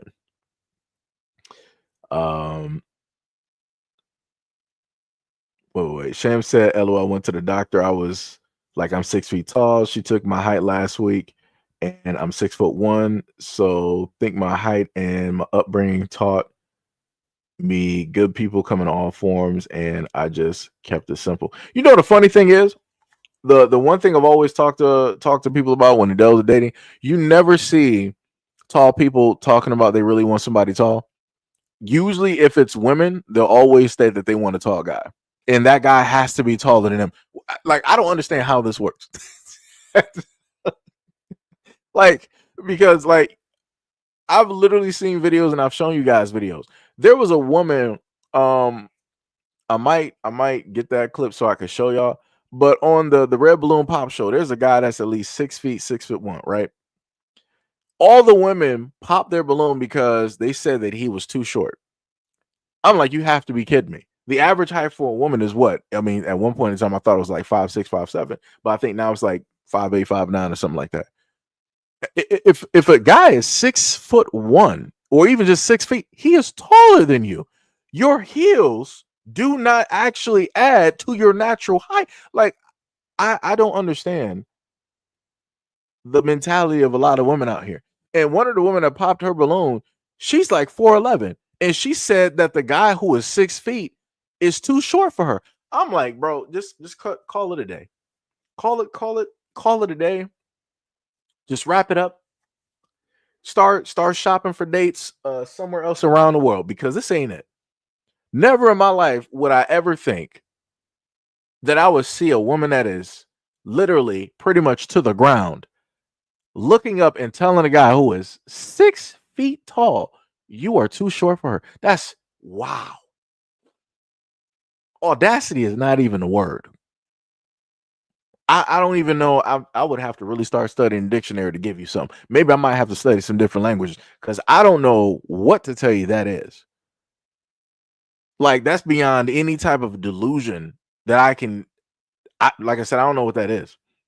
That's crazy. D Money said, I'm still waiting on Oprah to fly me out. Yeah, same here. Same here. Sam said, no, I'm not tall than most guys. So if I kept the attitude, I was getting nobody. Short guys come up to me more than tall ones do. So yeah, short, like I said, for guys who are short of average height, we don't discriminate. We do not care who it is. You could be shorter than us, you could be the same height, you could be taller, you could be a Nephilim, for all we care. We do not, as long as you are a woman, you look great. Hey, we are there. That is it. Like I said, I've never been a problem that I had a problem with women who have height. Never had a problem with that at all. Now, other people do. I don't know what to sit up there and tell you. Like I said, for me, that was never, a type of thing. I can't explain why it's like that for other people, but it is what it is. Whatever.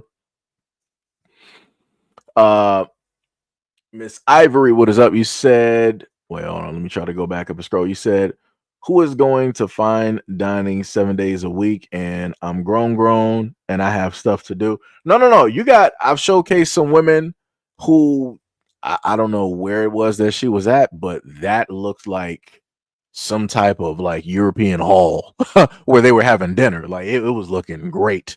It was looking quite ancient, right? But she was there, and the young black woman was basically stating how it is that she gets free food. And she doesn't have to pay for anything because she'll come there at a certain time. know that, pretty much everybody who comes there is, of business type of thing where they have money, right? So it could be a lawyer, judge, whatever it is, right? She'll come there, order her food and eat. And what she'll decide to do is start up a conversation with these guys. And the conversation will go, long enough where if the guys are about to leave, of course they will offer to pay for her lunch. So and she was telling this to other women directly on TikTok. Like, that's how easy it is for a woman to basically get free food and not have to pay for nothing. And she does this daily. And I would go to say that the place that she was lunching in was more than likely a 4 to a 5-star. Like, it looked like they had crystal. It looked like they had actual silverware that was made of silver, right? And again, these were white guys in suits and everything that were patronizing the joint there. So yeah. So you got women out here that that do that quite daily. And you have a lot of these women that go out on continuous dates back to back to back, where they're making sure to pick guys who can take them to, as the previous guy was sitting up here saying, take not her, as this guy was saying, where they would go to like a Roof Chris or something like that, something that would cost like $250, $300 for, or whatever it is. Trust me. If you don't believe me, they also got women on TikTok, and on TikTok, women love to be honest. They love to just put everything directly out there. Like I said, I pay attention and I watch a lot of this stuff. And the thing I feel as though that a lot of women don't understand is that it's not just women that happen to listen to how women talk. It's guys that are listening as well. And if guys are observing how it is that women view guys, and how it is that they deem them and do all of these things, a lot of guys are gonna be like, yo, I'm just done with dating. I'm out of the dating scene. I'm not doing this. I'm not going to the bars or whatnot or whatever, all this other type of stuff. And that came around to, what was that that club that was happening about 2 years ago.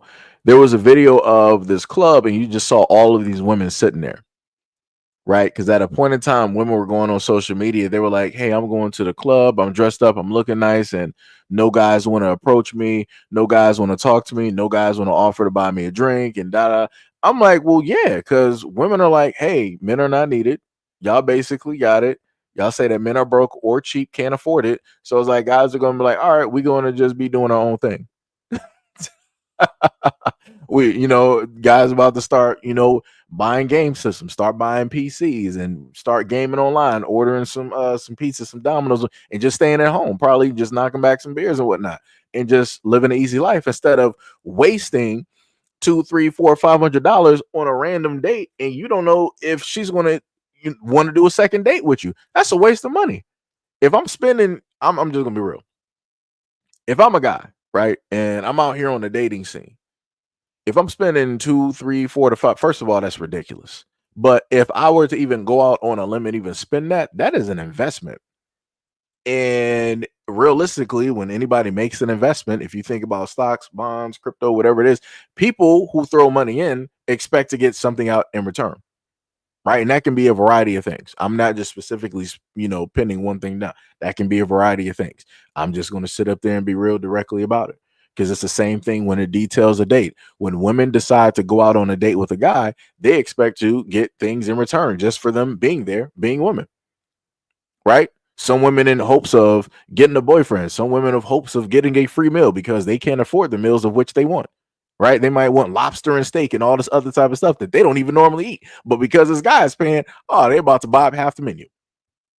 Some women are hoping for a lifelong partner, or somebody that'd be a great stepfather to their kids, right? So on both ends, people are looking for a return on some type of investment that they put directly out there. But it's only deemed a negative when men talk about that they're looking for a return on their investment. It's only men that get demonized for this, even though women are looking for a return on their investment for their time and energy and whatever it is that they put in.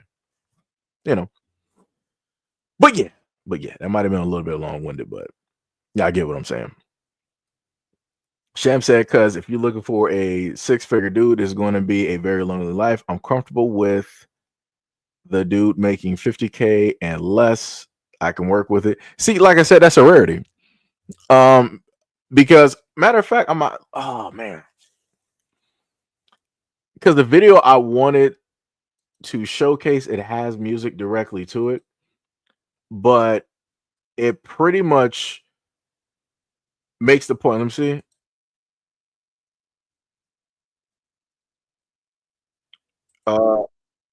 Let me just get this real quick. You're not gonna probably be able to hear it. I'll probably just have it muted because of the music, to be on the safe side because of YouTube and whatnot. But going with what Shan basically said, dealing with the guy making a certain amount of money, right? And this guy, this black guy, I guess he got like a street type of podcast or whatever. I'll let you hear like the first part, right? And then we'll just do it. Money make a woman happy in a relationship. I think so. Yes. Yes. I'm right. So the two white girls, he was like, so would a man making, little to no money make a woman happy, in a relationship? The two random white girls said like, yes, right? No problem, right? Two random white girls on the street, fine, no problem. They don't even got no type of like liquor or anything in their system. So, all right, they're being a little bit logical in this, right? When you start going through the black girls on the streets, all of them say no.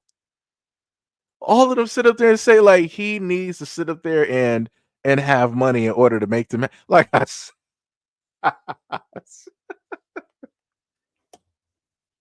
It's crazy. Like I said, for me, I feel as though social media has messed up a lot of things. Like social media has messed up a lot of things out here. It is so backwards. Like I said, guys are pretty much simple, right? The woman can be, on a scale of, of a 1 through a 10, and somewhere somehow a guy will sit up there and match up with those women and date them, right? It doesn't matter if it's the lower end of the scale of a 1 or a 10. Somehow, some way, a guy will be there, right? But when you happen to do the reverse and you ask women those same questions, women will be like, nah, you got to make sure you look a certain type of way, which is crazy. It's like you have a lot of women out here that would even take offense if, like, let's say the woman is a 7 and the guy is a 7. They'll be like, I would never date you. It's like, you're a 7. It's like, do you see me? It's like, ma'am, y'all both the same. It's like, how do you got this high and mighty, type of thing to feel that you're better than this man, but you're in the exact same looks bracket? Like, what are we talking about here? Like, it's crazy. Like, I've even seen some women who are 2s that were sitting up there looking at guys who would be considered 7s and talking about, no, ma'am, you have no room. You the audacity to think that you even realistically have a choice, that you can even open up and have an opinion. You're a 2 at the end of the day. You have no opinion. You are lucky if the sun decides to shine on you. You're lucky if a shadow decides to even follow you. You have no right to sit up there and try to turn down some dude who is like a 7, and you're trying to say that he does not look good enough. That's crazy. Like I said, this is why I tend to, like the interviews that are actually on the street versus, the ones that are in like a closed room or whatever, because it's a lot more natural. You'll have a variety of people that will say anything, but to happen to get fields of one section of women that just so happen to say like, nah, nobody broke can do anything for me. You can never make me happy. In order for you to make me happy, you got to have money. Yo, that's crazy. And that's sending a very horrible and terrible message to a lot of the young women and the young girls directly out here, because they're looking up to and, watching women like this. That's crazy. And I promise you, a lot of these women here more than likely went to college, more than likely got an education. And they sitting up here saying that a dude with no money can't do nothing. A dude with no money can't do nothing for him. That's crazy. That is crazy. Princess said, I like short guys, but they want a size 4, so I usually end up with taller guys because they like me more. Um, I don't know what to tell you about those short guys who feel a certain type of way about um weight or whatnot or whatever. I never had a problem. Like I said, I grew up around women, so for me it's whatever. Um, I don't know. Like I said, I don't know what to set up there and tell guys. The only thing I can set up there say is like, unless these dudes are straight working out every single day and they're in the gym for life and they got like 12-pack, biceps, looking like they got a cobra on the side, on the side of, like their ribs and whatnot when they flex. I don't know. If it's like an average everyday dude, like you can't really sit up there and say nothing. I'm like, bro, you got weight, she got weight, match made in heaven. I'm like, I don't like I said, it's crazy. The main way I sat up there and told people was that I, in a sense, can't stand somebody who can't eat food because I'm a type of person that eats food, right? Even though it doesn't look like it. I enjoy food more than any. It's like food, and then in a sense, video games. Realistically, I'm just being real, right? So I love food, and you got to have somebody in a sense that matches up somewhere. And I've had instances of knowing people that don't really eat food. I'm like, bro, if I'm paying for this, I expect you to sit up there and be eating. It's like, I don't know what this is. I don't know what you think we're doing right now, but if I'm paying $100 to $200 or something dollars, you better be eating something. Like this, like, come on now. Come come on. Like we gonna have some problems, right? But like I said, that's just me. That's just me. But whatever. Ms. Ivory said they are flying these men out there going to tell you, sir, online ESP, not grown women with money. Wait. They are flying these men out. They're going to tell you out, sir. On wait, I'm a little bit confused on what you wrote, Miss Ivory. That threw me off. That threw me off. I'm trying to. I guess you're trying to say like grown women with money aren't flying guys out. I guess that's what you're saying. But the funny part is, I'll put it to you like this. I got to put it back to when I was younger. Let's say about like a 18, 19 type of deal.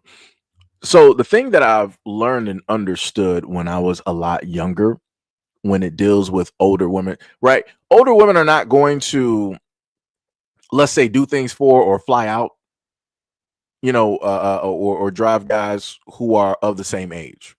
Right, because they feel like that's just disrespectful. Like, I'm not about to do that for you. You're a man. You should be able to do it. Yada yada yada. All the other type of good stuff. When you're younger, when you're 18 and 19, women who are older than you, for whatever reason, it's like, I'll sit up there and do it. It's like it's no problem, right? How nice they are, how sweet they are, how they'll decide that they want to spend some money directly on you, pay for stuff. It's crazy. What I'm like, So I'm like, the age, it makes a difference. Because I'm like, if you're a guy that's 30 and a woman is 30, she's not going to treat you the same as if you were a guy that's like 19, 20. It's not going to be the same type of thing. Like the smiles that you just so happen to get, the hugs that you, it's not going to sit up there and be the same. Like I said, I can sit up there and look at when I was younger, right? Versus older, it's like almost two different like universes, even like conversation wise, two vastly different universes.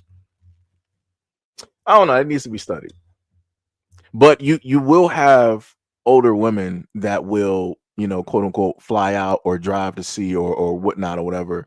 Younger guys, they may not do that for guys who are the same age, but they will do that for guys who are younger. I can tell you that beyond a shadow of a doubt. It may not be talked about openly, let's say like on a TikTok, YouTube, or whatnot or whatever, but no, older women are doing this stuff.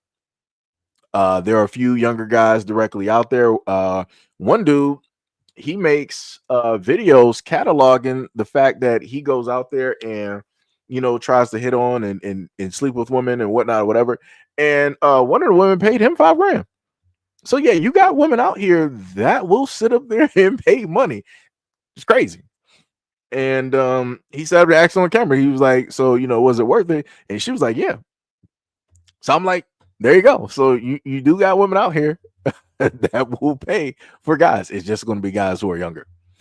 Women aren't going to pay for guys who are at the same age or close to. It'd be like that. It'd be like that. Karen C said, "I'm not looking for a man because I have one, but all I was looking for was one that treats me like a person. As soon as I found one, I kept him, and it's been 20 years. That's good for you. Good for you that you found your person." The money said, "Equal opportunity." Princess said, "I like 5'7", the best, but your boyfriend is 6'4". See, I hate when y'all say that. Y'all always say that, this certain height is perfect. It doesn't have to be this, but then turn around, y'all got somebody that's like Nephilim. That's like the Twin Towers. It's like, what's the use of sitting up here saying 5'7" is perfect? That's obviously a lie. Because like I said, all women out here want a tall guy. That just is what it is. Like I said before, I know a lot of my friends out here that are tall. And beyond a shadow of a doubt, just before anything else, just their height alone automatically gets them attention from women, right? This is not dealing with a job, money, car.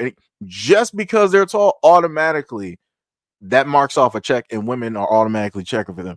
If you are a guy that is average height, women are not checking for you. I don't care what women sit up there and say. We know this to be a fact. Women are not checking. Because there are a lot of average height guys directly out here. Because if people actually look at, matter of fact, let me go to ChatGPT real quick. Let me sign in real quick. ChatGPT. Let's go there, guys. Since we're having a great conversation here. What is the percentage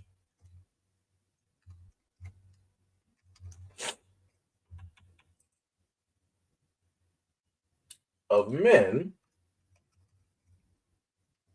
Whoops, spelled that wrong. Let me see. Hold on, wait.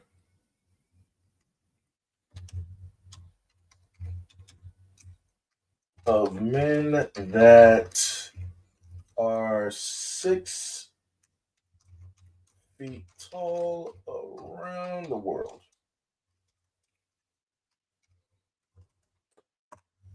Let's see. So ChatGPT just told me, right?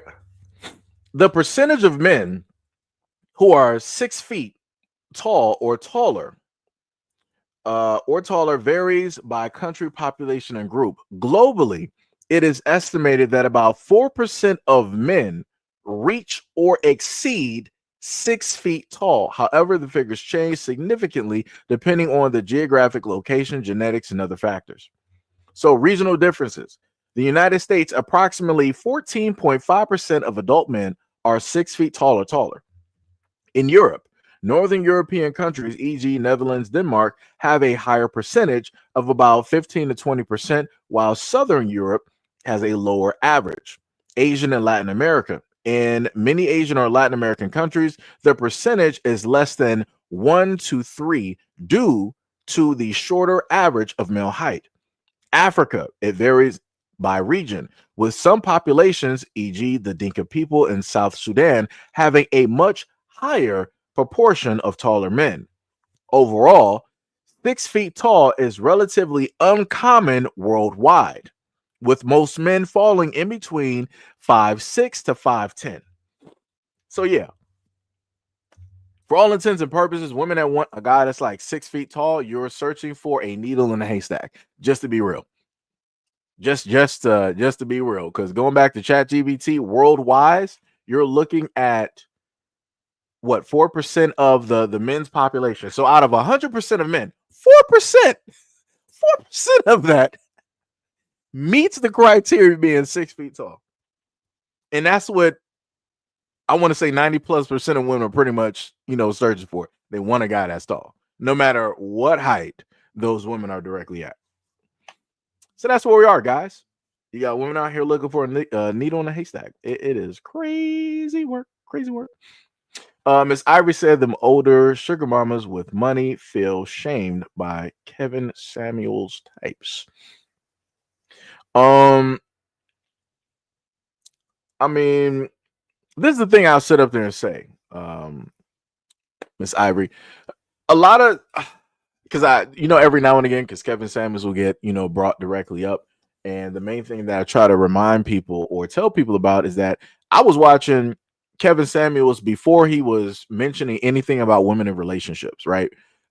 I was on a whole thing where Kevin Samuels was on Facebook and he was talking directly to guys that would call in, and he would tell them how to dress. He would let them know, like, oh, you need to be taking this many showers a day. You need to learn how to wipe your backside. You need to, learn how to shave. You need to learn how to tie a tie and put a tie together. To mix and match and put a suit together. You need to, as a man, learn how to shave and how to do this. And you need to learn how to be more formal. You need to learn how to be, like, he was saying a lot of stuff, right? And I can sit up there and be honest. When I was first watching him and I was sitting back listening, I'm like, man, I don't like the way this dude is sitting up here talking. It's like, like I'm sitting up there taking offense as if he's talking to me, right? But then you got to sit back and think. I'm like, yo, I'm internalizing this. So obviously there must be something he's talking about that is hitting a note on, but I'm just not realizing it. So that's something that I need myself to sit up there and work on, right? So after that realization basically took place and happened, and this is dealing with the guys only content, listening to him when he was talking to other guys, it became real simple. There was no reason to sit up there and get offended, right? There was no reason to put any type of emotions directly in it, right? Before I came to the realization of what was taking place, you would have emotions involved, which is the wrong thing to do, right? Because you should be coming to a lot of conversations by way of logic, by way of information, right? By way of knowledge. You shouldn't be coming to a conversation just specifically through emotions. That's the wrong way to come to any conversation. And that will also have a conversation go completely left, right? So by me being able to gauge and look at Kevin Samuels' content by that lens, that newfound, shaped lens, everything made complete sense. Able to, take in, like I was sitting up there writing notes. I'm like, all right, he said this cologne will, match up with whatever, your scent as a man is, and these ties and these colors. Like I said, I was like, yo, I'm set. Like I'm already the type of guy that wanted to naturally just wear, the clothing, in a sense, clothing fashion sense from like the 40s and stuff, where it was normal to have a button-up shirt. You would have a tie and and all of these things. That was stuff that I already wanted to do, right? Because my mom would sit up there and buy me watches and stuff, and I always loved the watches, the pocket watches, stuff like that. So mentally, I was already set to do a lot of these things. Just watching his content, that just pushed, all of that, forward. So I knew specifically what exactly, to actually do. But then when I saw the exact same thing and how he would talk to men and young guys out here, he delivered that exact same thing to women. And I'm like, they're going through the exact same thing that mentally I was going through at that moment in time. But I'm like, they're not going to hit that note where it's like, let me just calm down and let me just figure out what's wrong and why it is that I'm replying to what he's saying in an emotional way versus looking at it from a logical perspective. A lot of those women out there weren't trying to do that. They were just trying to debate him down. They were trying to browbeat him. They were just trying to say that you're wrong because you're saying this, that, and the third, AKA, I don't like what you're saying because it's hurting my feelings. And a lot of the things that you're saying are pertaining to me, but I'm perfect the way that I am. And I don't need to sit up there and change. It's the men that need to change in order to be with it was that whole type of thing, and, like I said, this is why at this moment in time, you don't have other men out here trying to, in a sense, specifically fit automatically that role.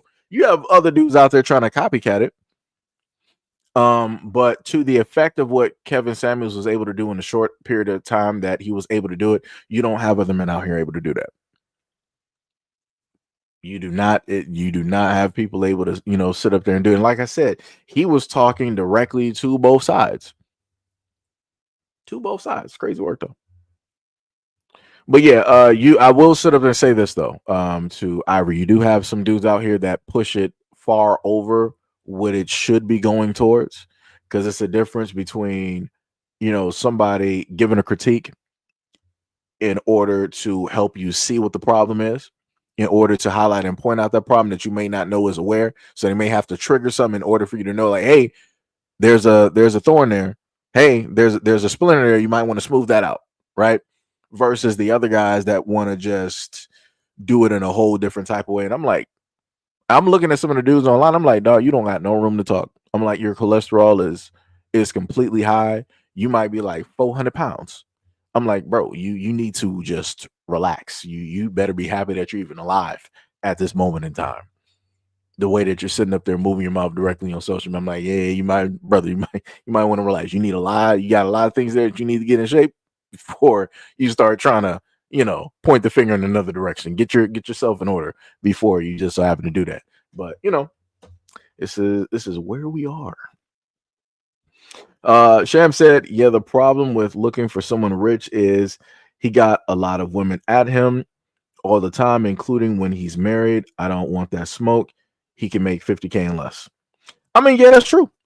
But like I said, a lot of women, the thing that I've learned over time from being young and older is that a lot of women like chasing after what other women find attractive. If that makes sense to anybody. Whatever other women stamp as being like the most attractive guy, fields of women will go directly after the dude. They'll chase him down. They'll have like the posters and swoon directly over whatever that guy happens to do, right? But if you have normal average guys out here that women aren't stamping or branding as attractive, nobody's chasing them. Nobody's looking in their direction. That's how that works. Women specifically pay attention to what other women say. It's not really an individual on individual type of basis thing. It's more so group thing.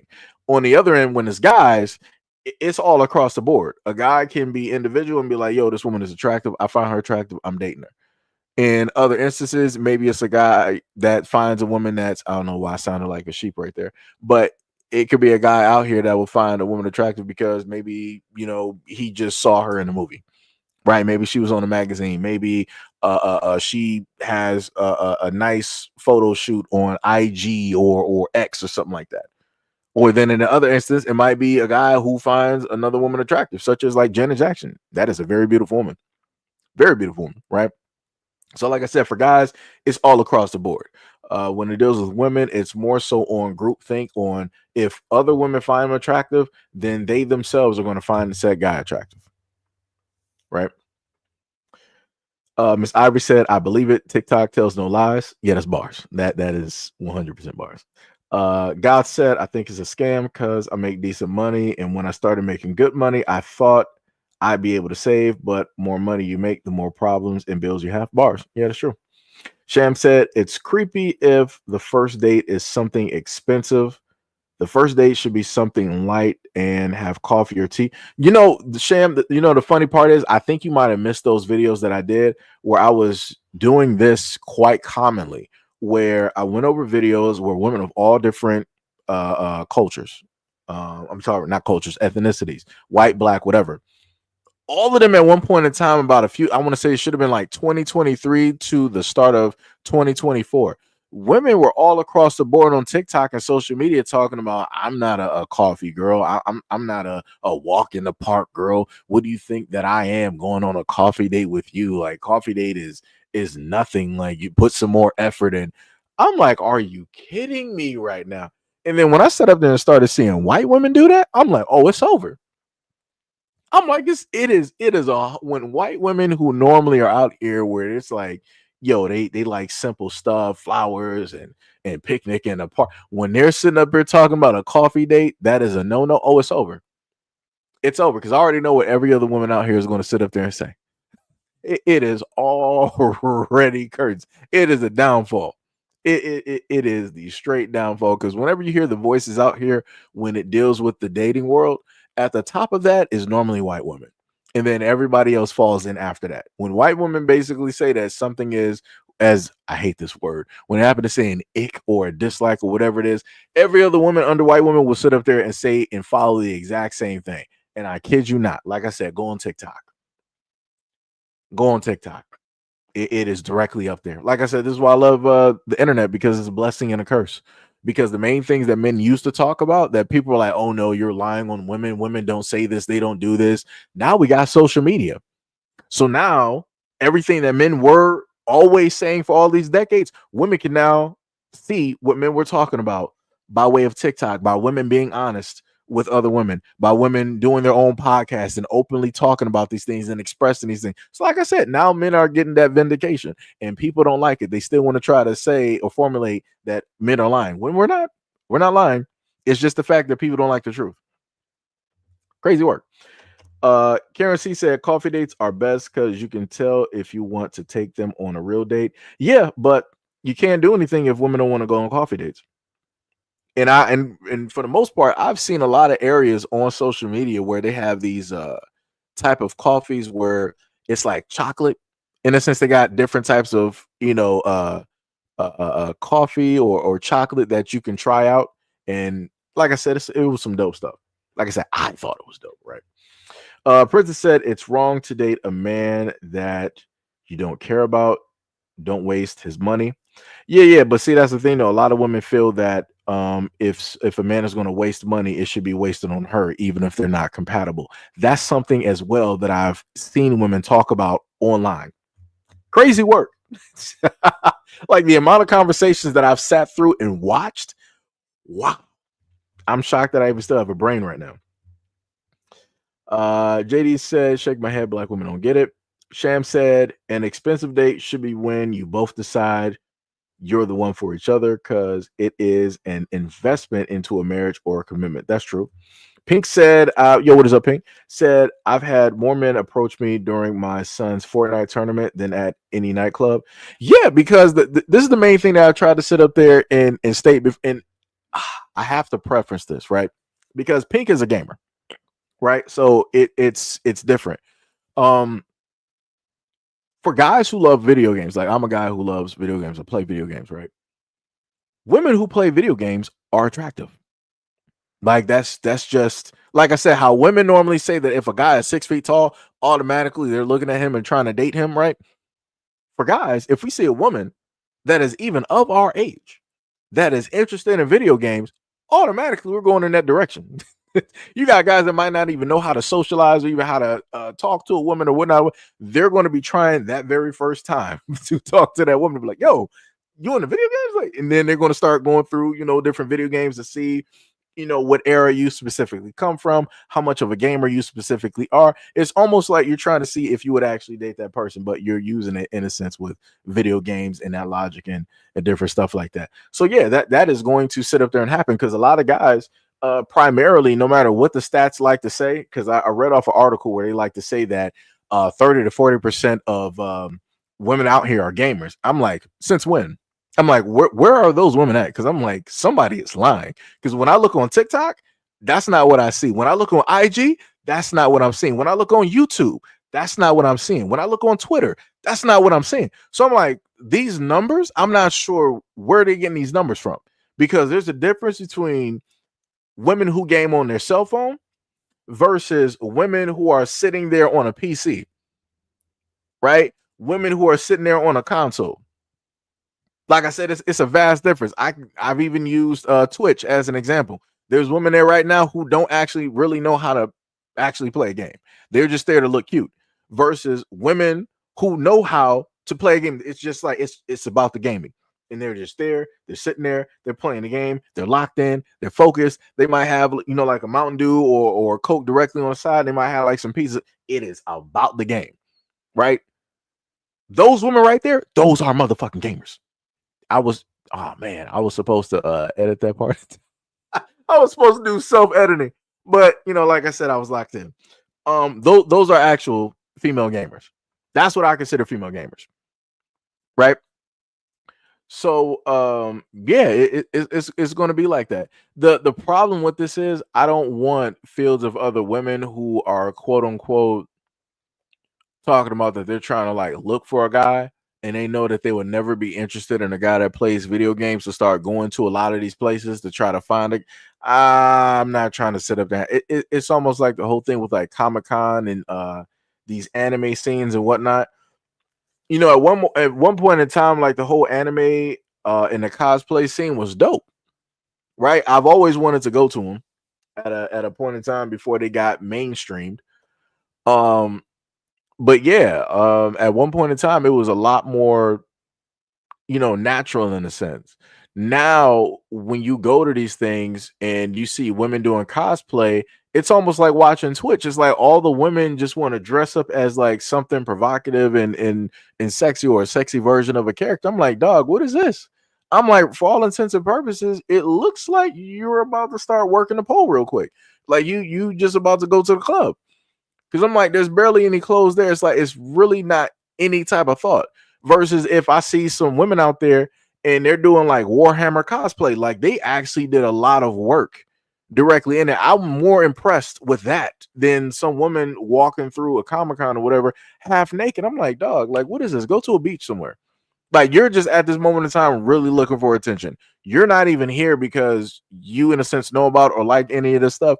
You're just here because this is where you can get free attention for your IG or whatever it is that you do online. Like, it's crazy. And that gives women who are about, cosplay and Comic-Con and all these places like a bad name. Like, I don't know. Like I said, maybe it's just me. Sham said, yeah, these women live in a fantasy. Too many romantic novels and shows. I live in reality. It's safer to live in reality, easier to spot troubled waters that you don't want to tread into. True. Miss Ivory said, dang, I know I'm not that heartless on a date with a guy. Maybe the generation I grew up in as Gen X. You treat me, I treat you. No, that's respect right there. That's all love right there. And realistically, that's how it should be. But when you deal with the generation of now, they're like, it's about a me. They're not trying to do nothing for any other type of dude. The moment in time a dude is like, let's say like a guy took them on 100 dates, and the guy's like, all right, I took you on 100 dates. Like, could you take me out? The women will be like, take you out. So you want to be treated like a woman now? You acting real sassy. You want to be treated like a female?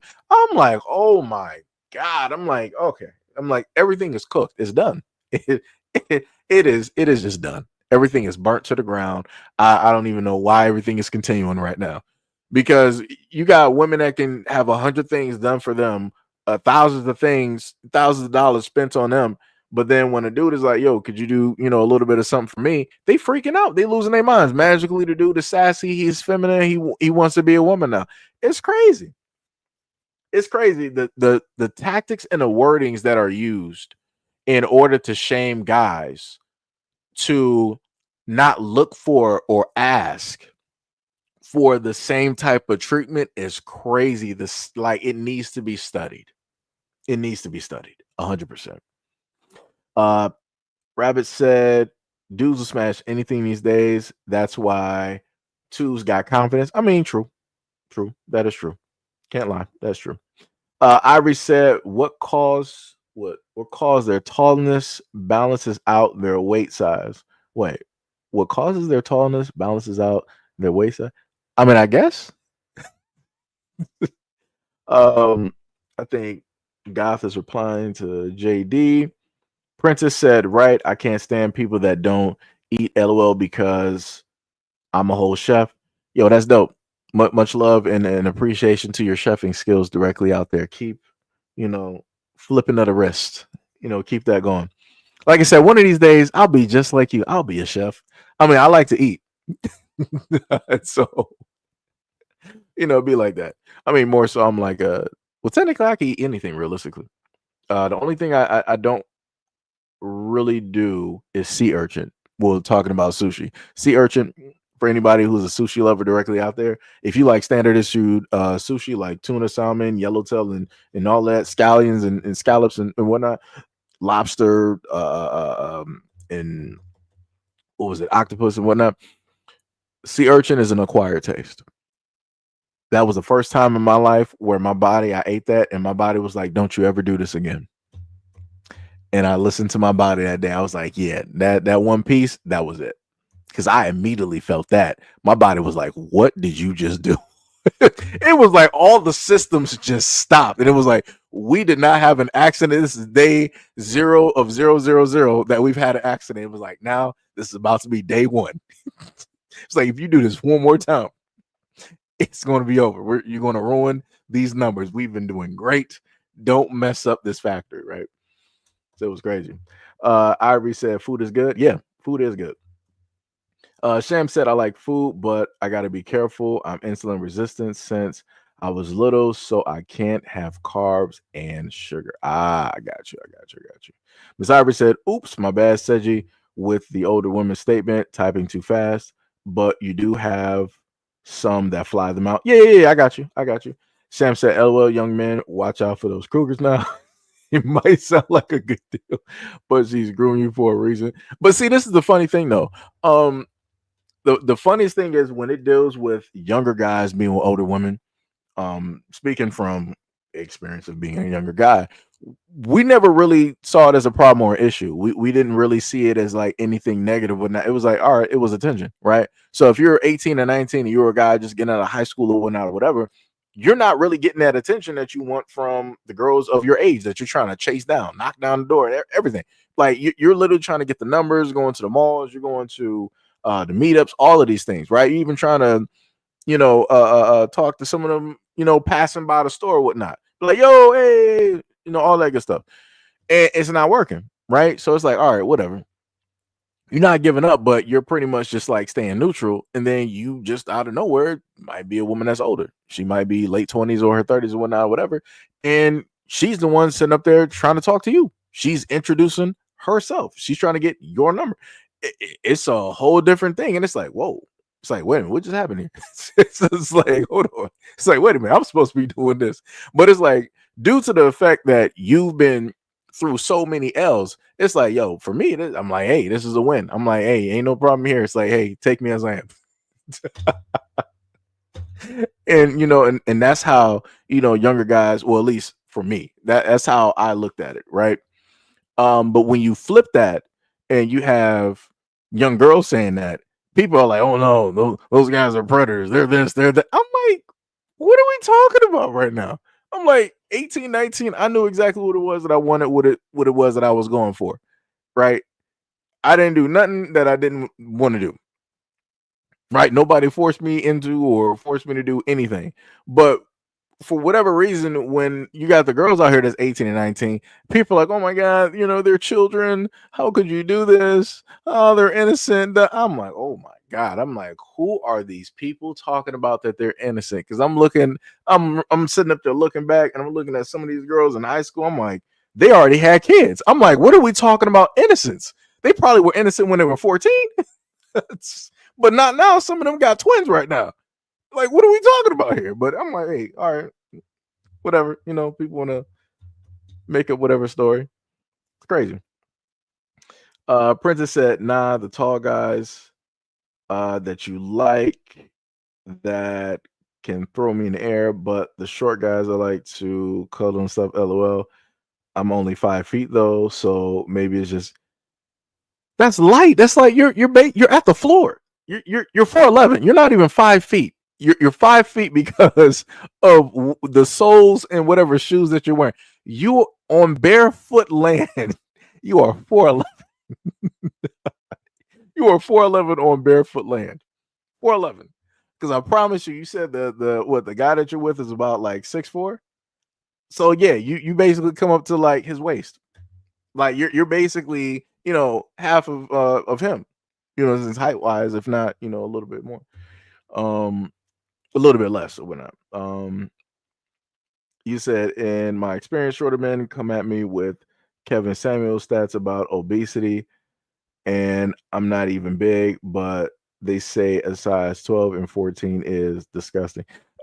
Like I said, this is my thing. I don't know what to tell y'all. Some dudes out here just don't know what to even like say. Going from, let's say like middle school, high school and whatnot, all different sizes. Well, that's just me. If a woman is attractive, she is attractive. Like that's basically how, I look at it. The weight thing is not, it's in a sense like a whatever. Of course, for me, I do have a weight limit because I'm like, I've heard stories of dudes sitting up there like dying. And obviously the woman was like, heavy. So I'm like, yeah, I do have a weight limit. But like I said before, you know, if a woman is beautiful, she is beautiful. Like that's why I brought up case in point, Lizzo. Lizzo is pretty. It is undeniable that you sit up there and see Lizzo, that girl is attractive, right? It was just the fact that people were focused directly on her weight. And I'm like, yeah, she gotta, you know, kind of do something directly about that. And she's been doing that. And I'm like, wow, Lizzo. I'm like, what's I was like, Lizzo, you looking real great. Like you looking nice, right? So, you know, like I said, I don't know. A lot of dudes out here just, I don't know. Like I said, chances are a lot of the dudes that want to be heavily judgmental on women and their weight, they're not even working out themselves, just to be real. A lot of those guys have probably never went to the doctor in a very long time. So they don't know what's even going on with themselves. You know, and then you got a lot of dudes that live in like this fairy tale land where they feel that a woman should be like a toothpick or something like that. And I'm like, that don't even make no sense. I'm like, women who have weight are women who have weight. Like, I'm trying to I'm trying to sit up there and say this in a different way.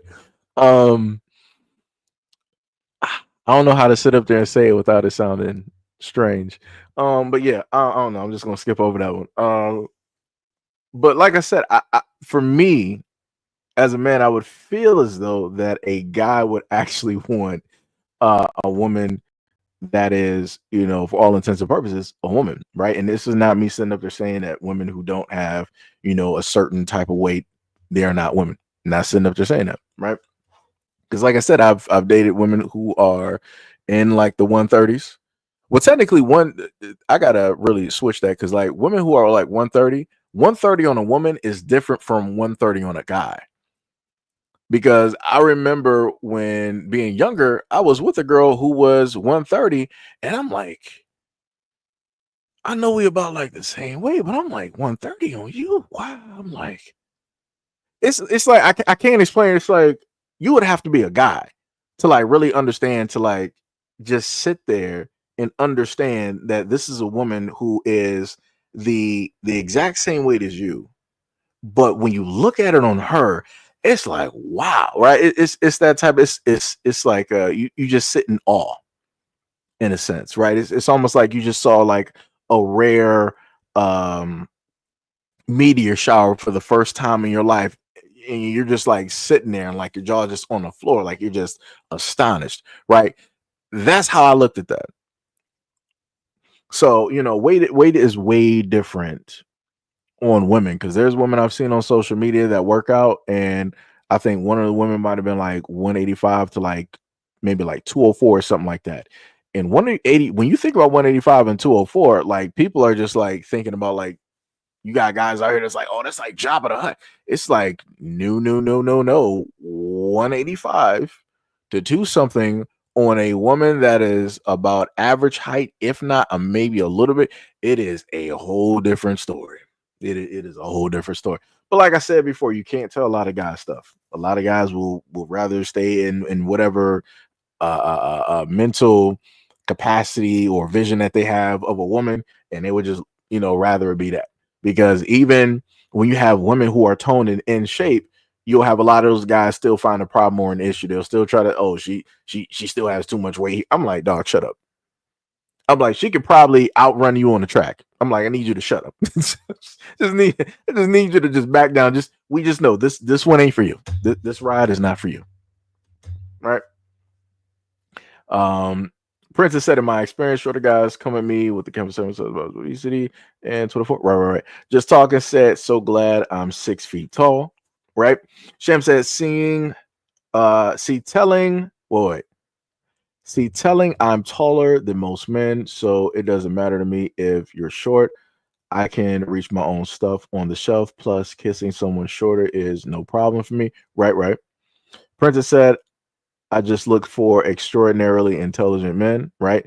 Look said, at first it looked like it said 6'11" because the I was close to the 1. Nick said, I'm 6'1", might be too short too. I've never been chosen for this height.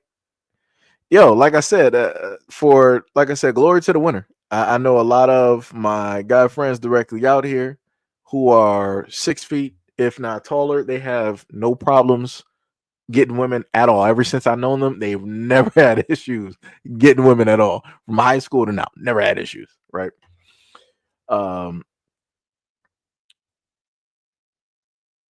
Everyone should be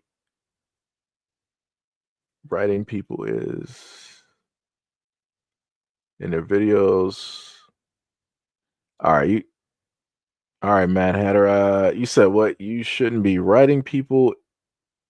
Writing people is satanic. Writing people have gotten people killed. Everyone should be confident in their looks. Aren't everything. Everyone gets old or dies young. Male rappers put strippers in their videos first, and we're asked if that was a good image, and they said, and I quote, "We are not role models. Hypocrites is why men aren't taken serious." But they aren't role models. At one point in time, I used to be mad about that, but again, they aren't role models. If at any moment in time that you as a grown ass adult are looking up to a rapper or a video vixen, you gotta feel the problems. That's the best way I can sit up there and tell you. I don't think at any moment in time that in my life I really looked at a rapper as a role model.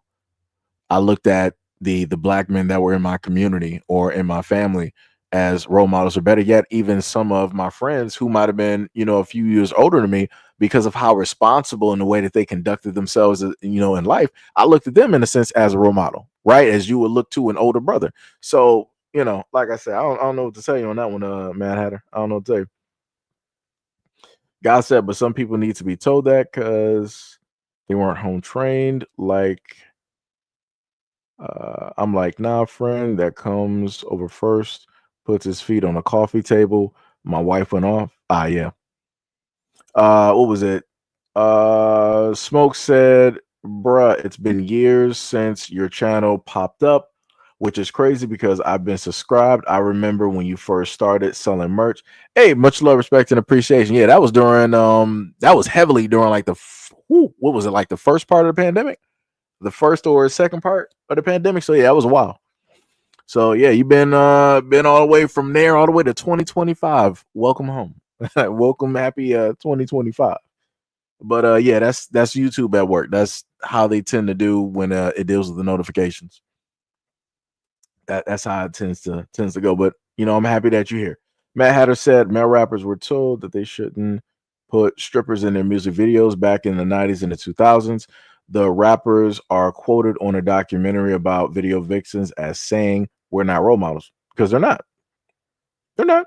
Princess said, wait, Baba dates are Baba dates. What is that? Boba dates? I think that is that Boba? Okay, boba dates are my favorite dates because I make the waffles to go with it. Wait, what is that? What is? I need you to explain to me what that is, because that just threw me for a loop. I thought I was reading that. I was like, is that Baba Duke? Is that Bibbidi Bobbidi Boo? I'm like, what? I'm like, what? Like, what is that? Let me know. I feel like you're speaking in code technically. Karen C said coffee dates make me happy. That's dope. Sham said, nah, it's creepy because you get the feeling that the date is expensive. I'm obligated to do something for a stranger. I'm cool with tea/coffee or a walk in the park as a first date. See, that's simple. But again, y'all are talking as a different caliber of, again, I don't know everybody's age here, but I'm guessing that, we got women who are here in their 30s, right? So we're looking at, let's say like mid 30s, probably 40s or something like that. So again, we're dealing with, women of a different caliber, right? Of a different type of maturity, versus the other women that's directly out here on social media. Matt Hatter said men wanted women to be okay with no marriage because it's just a piece of paper and an open relationship in bisexuality. What? My girl. Oh, okay, I got what you. My girl got a girl. Famous song promoted. Okay. Men have introduced the idea of marriage being just a piece of paper and a woman coming in 21 flavors like Baskin Robbins. And Baskin Robbins, you and guys like you regret gaslighting women into being freaks. I just want a man to be honest about it and quit pretending like they don't see my comments. I see your comments, but it's like some of the stuff that you're saying is I get what you're saying, but again, if other people decided to follow what it is that the rappers or the video vixens did, that's on them. I grew up in whatever time frame that you're talking about. I didn't subscribe to any of that. And the women that I was, let's say like high school, the girls that I was sitting up there going for, it was nothing of which that you were even talking about. Like just like I said, everybody got their own way in life and how it is that they decide to move and what it is that they subscribe to at the end of the day. So if people decided to pay attention to the wrong thing and emulate that, that's on them. Like I said, there's tons of male rappers that got kids. I didn't do that. I'm not like running around like Future out here with like 9 or 12 kids. I ain't doing that. But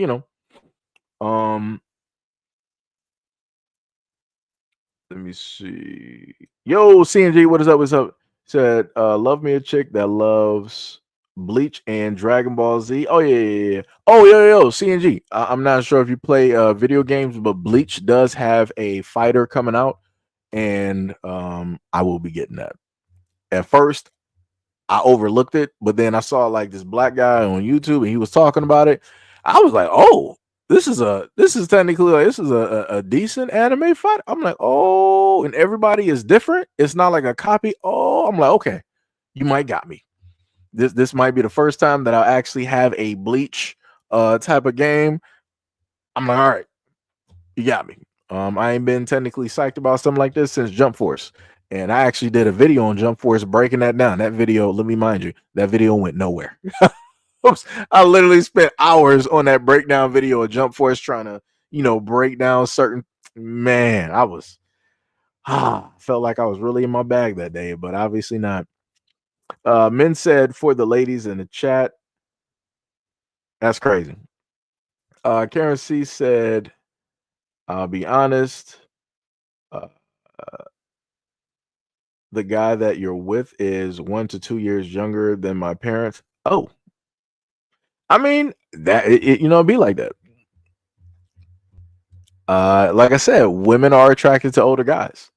This is the main reason why I laugh when a lot of like younger guys, they really think that they winning out here when they don't understand that how to put this in a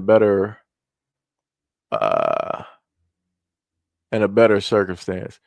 Because it's like it's almost like I put into an anime like Dragon Ball Z type of thing, where it's like when as men get older, with age and whatnot, women find them more attractive. It's a certain way I wanted to like basically say it, but I couldn't figure it out. But yeah, it's basically like that, right? The older a guy gets, the more attractive he gets to a woman. The younger a guy is, the less of a selection that you have. That's realistically that is the thing. Because like I said, a lot of women ain't trying to just like look at a younger dude and be like, that's 20 or 25, be like, yeah, let's get married. No, women are looking at older guys that are in their 30s, 40s, 50s, and 60s, and they're trying to chase those guys down and get married, lock them down, and get pregnant. Like I said, it's a difference.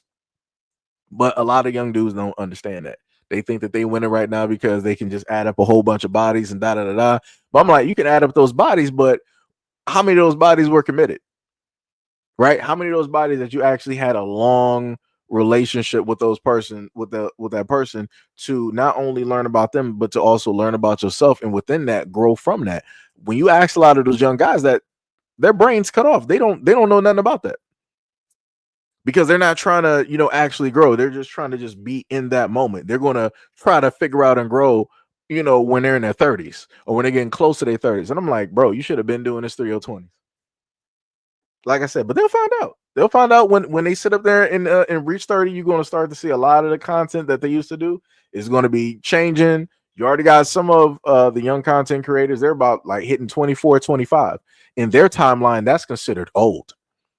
Right. And within that timeline, I'm pretty much considered ancient or archaic. Right. So, like I said, they feel like time is pretty much dwindling down. Now it's like, oh, 25. Oh, let's do or die right now. I got to sit up to get myself together. Like, it's crazy. It is crazy. What was it? Nook said Candy Crush ain't gaming. I mean, yeah. Mad Hatter said men promoted women being bisexual. I love lesbian energy has been sung of many rappers and Jerry Springer for decades. Men gaslighted Western women to be a freak in bed. I mean, I guess. I mean, the funniest thing is, I'm just going to be real with you. I'm not sure how old you are, but when I was growing up, there were girls. I'm talking about from like middle school and high school. There were girls. I was still a virgin, right? And I told people this before, like around the age of like 19. Again, I'm late compared to everybody else. Other guys out here, they'll sit up there and tell you that they lost theirs at like 14 or something like that, right? So I'm basically ancient, by the time that, in a sense, happened. Again, being transparent, being honest. So throughout my time of middle school and high school, I'm sitting up there looking at girls in my age range like they weren't even virgins. I'm like, how is that even possible? I'm like, yo, what's happening? I'm like, how did that even, like work out? Like what specifically happened to, lead to that actually transpiring, right?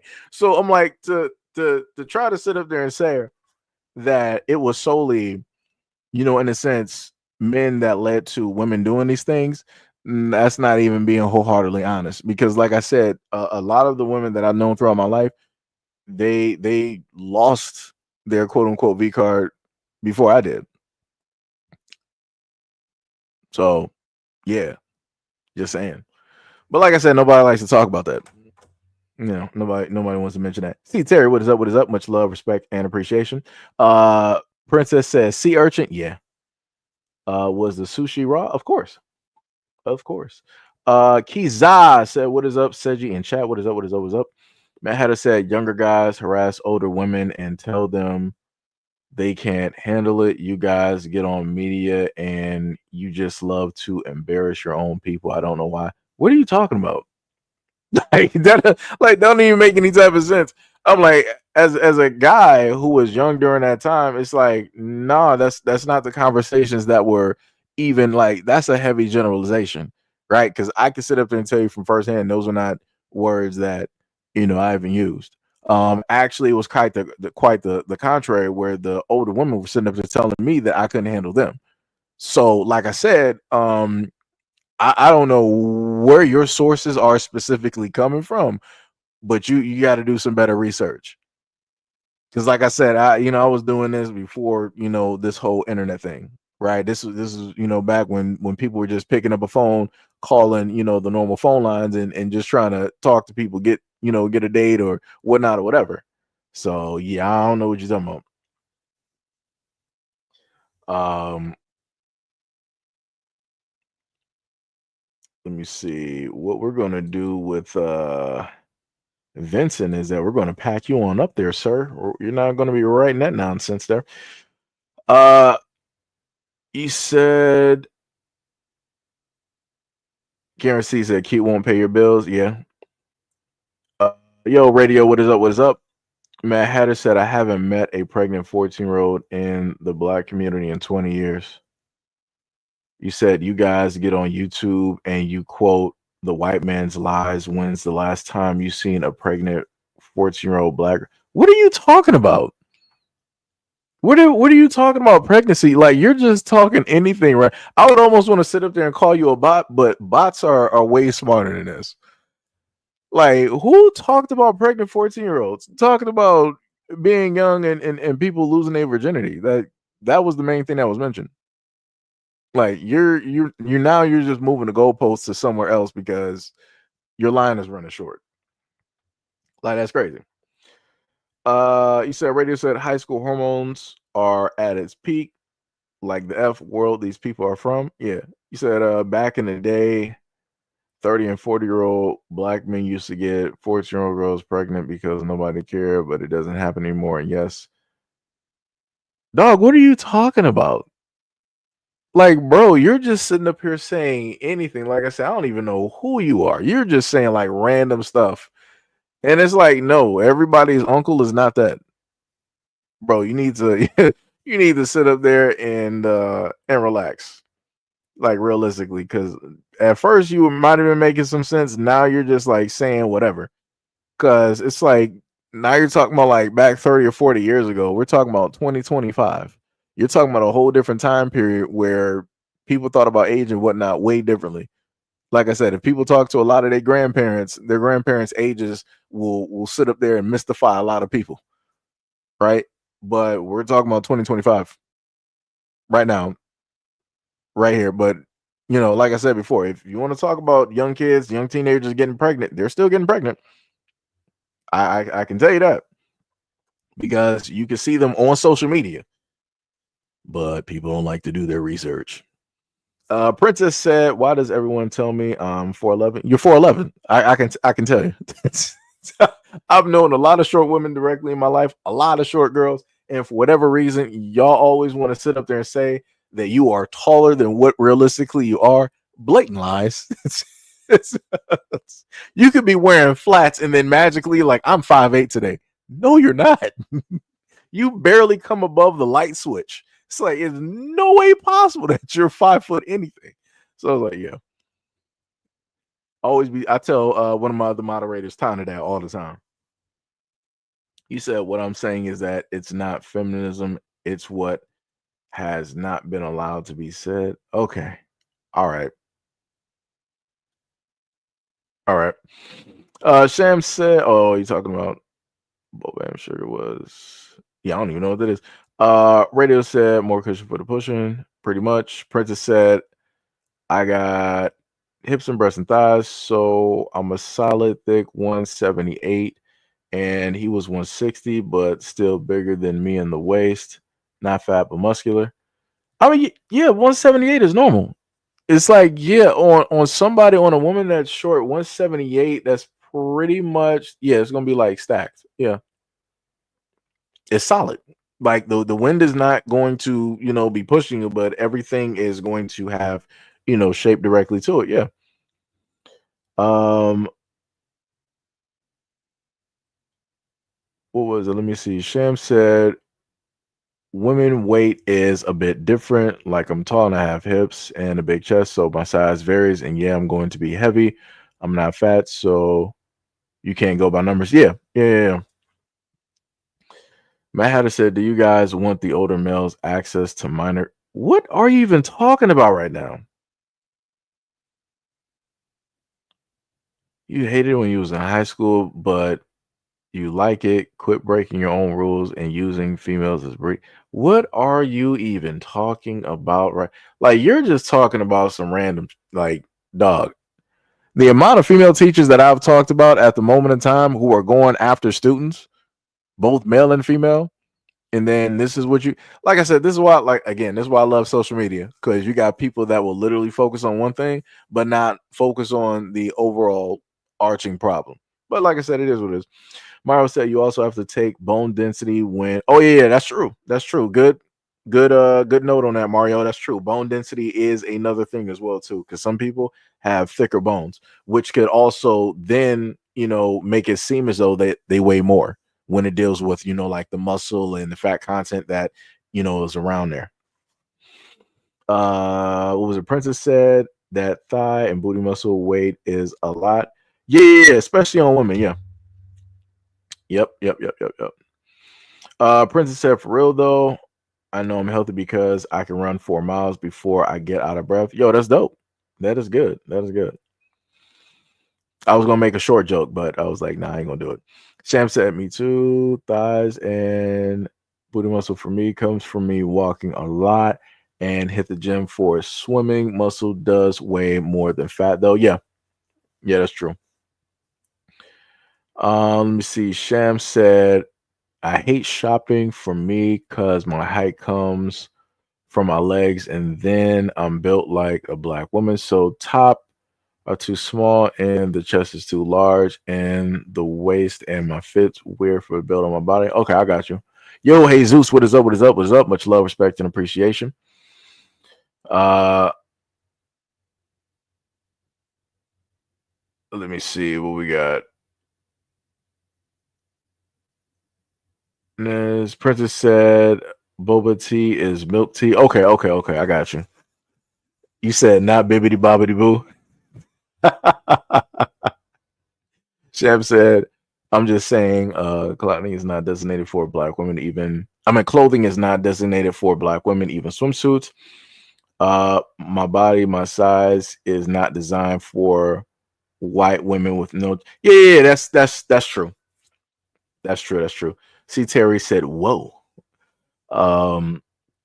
Princess said, I like the brown sugar boba and taro milk teas. Princess said, that's why I prefer guys older than 30. I mean, okay, yeah. I get you. Yeah. Like I said, I had a comment for that one, but then I was like, you know what? You're right. You're right. Marcus Main said, white folks at the start of the video know that they can file a complaint with the EEOC, right? That goes for black folks too. GT said, I'm 36 last week. I'm 36 last week. My date, who was 26, referred to me as old, like grand. Yeah, that's like I said, that's how it is. In this generation of those who are in their 20s, anybody who was 30 and 40, they're going to like look at them like ancient, which is crazy to me. Cause I'm like, y'all ain't that far from 30. So I'm like, then when if you're in your 20s right now and you reach 30, that means that you should be dead. Just to be real. If you're going to say that we're old now, you should be dead by the time you reach 30. But they're not going to do that. They're going to try to rewrap it as like, that's the new 20 right here. Nah, no, it ain't. No, we're not doing that. We're not doing that. Your 20s are gone. You're now in another decade. So that's what we're going to be looking at. GT said, I wasn't feeling the age gap for real. You're not. 30 and 20 is not that far apart. Now it's different when you sit up there and say 40. That's a little bit different. But when you're dealing with the younger generation, they want to feel as though that they are different from everybody else and that they're the only ones that are able to, really understand, assume, and be in that era, or whatnot or whatever. It's almost like dealing with kids in a sense where they feel like their parents can't understand what it's like to be a child or what it's like to be a teenager. They feel like they're the only ones, like adults were just born adults and then kids were just born kids, able to grow into adults. It's crazy work. Elin said, when white Christian nationalists call me racist, I think it's hilarious. It'd be like that. Radio said, girls, the real savages. A lot of dudes, we don't go till sometimes after high school when we finally get some. Sometimes, most of the times before that. Yeah, that's true. Yeah, sure. I ain't gonna read the rest of it though. But yeah, that's true.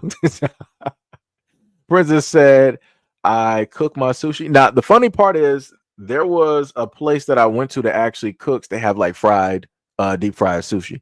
It was the best thing I ever had in my life. I didn't know that you could actually deep fry sushi. I was like, wow, this is incredible. I'm like, and I had to have that if I had money realistically during that time, I would always be buying that.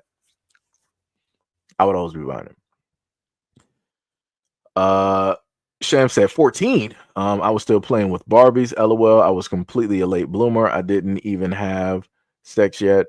14. Man, people be growing up too fast. I like to be a child. I never wanted to grow up. Yeah. Yo, 9. What is up? Ty said, here we go. Yeah, I already got him. I already got that dude, Vincent. I packed him right on up earlier. You said, Ty said, I have to leave for a bit and the trolls come out. Yeah, it'd be like that. Prince said, ironically, I really wanted to be 5'8" when I was 12. He was like, when I grow up, I want to be able to look above the doorknob. One of these days, I'll be 5'8". And it never happened. Ty said, I'm fat. I don't care. This man. Princess said, black people skeleton is about 20 pounds more than the average white person. Huh. That's interesting.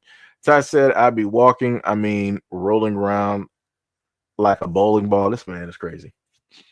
And it's like when he explains that, it's like I literally imagine a bowling ball just like going around the room like it was crazy. Princess said the older guy I dated was 42. The 5'7" guy that was obsessed with Kevin Samuels, loved him so much though. He said he would marry me if I got down to 130. That dude is an idiot. That dude is an idiot. That dude, I think. What did you say? You said you were about like at 170. You said 178. That dude's an idiot. How much did he weigh? Let me know how much that dude weighed. Like, what was the dude like? Was he like what? Like athletic? Was he like a track star or something? Like in the yesteryears? Like how was that specific? Because that's the one thing I always want to know. Whenever I hear when women tell me that guys want them to be a certain weight, I'm like, so what was the weight of this dude? What was the specific height? What were the eating habits? Because I'm like, I got questions. Because just to be real, I'm like, my eating habits would be what you would consider that of a guy that is probably like 300 pounds, right? The amount of stuff that I sit up there and eat. But my body doesn't actually keep it and store it. It gets burned directly off. And this is why I told y'all before that it took about like 6 years for me to just gain like 30 or whatever pounds, right? So it's like when I happen to hear these other dudes out here trying to tell a woman that she needs to be at a certain weight, I'm like, bro, I need to see how you eat every single day. Cause I'm like, you can't be sitting up there eating like me and having the exact same weight that I have. Cause I'm like, yeah, nah. Cause a lot of dudes do not have a fast metabolism at a later age. I can tell you that. Cause I could walk around, in real life and sit up there and see it. But I know that a lot of dudes still eat a lot of trash. So I'm like, if you know that you eat trash, your metabolism is not where it used to be, you don't have the right to sit up there and tell a woman that she needs to be at 130. The last time you've been at 130 was when you were 13. I'm like, you can't do this. You can't do this. This is not for you to sit up there and do. If you got a woman that is willing to sit up there and be with you at the weight that you are at, you need to just sit up there and shut up and just sit there and just be fine. That's the best way I can sit up there and put it. Cause like that's crazy. That is diabolical. Sham said, "LOL, princess. I was 5'8" at 12. Damn, it's not all it cracks up to be though. No, let me tell you. I was like, what I say? He was like, I'm 5'2" out here at 264. I swear you told me a whole different weight class. I swear you told me a whole different weight class before. The funniest thing, Sham, there was a girl that I knew. What was the girl name? Vanessa. I think I told you a story about her. I think Vanessa probably was about 5'8", because I remember I was able to look up to her. So I was shorter. I was probably about like maybe at that time like 2 inches like shorter than her because it was like middle school. Because I didn't hit like a testosterone growth spurt, whatever it is at that time. And I remember I was looking up to Vanessa every single time. It was like looking at like the like the little baby on like Teletubbies. It was like that, but it was like looking at her. It was like because Vanessa, she was pretty, right? And I also had a crush on her at that time. So no, actually, being a girl being 5'8" at 12 is not a bad thing because I trust me, somebody, some dude out there actually likes her, is looking directly up to her like the sun. Trust me, because I was one of those guys, and that was back in middle school. Princess said, at first I was 166 pounds, but ate my feelings because he was kind of mean about it and called me obese, even though I felt skinny, and other people said I was small. Taller people said that. He was 160. I weighed him. So he was 160 at about, and you said about 5'7"? That don't make no sense. At this moment, like I told y'all before, it takes me a while to actually like gain weight, because if I don't eat the same things, then weight starts sliding off. At one moment in time, I was 165. I weigh myself today, I'm basically about to be touching 159. I tell you, fast metabolism, it is a blessing and a curse. Like I said, I wouldn't give it up for the world. It is what it is. But going back to what you stated, I'm pretty much around the same height and the weight as that guy. That dude is just stupid. And you said he was like 42. He's stupid. He's 100% stupid. 100% stupid. Yeah, that's the best I got for you. He's just 100% stupid.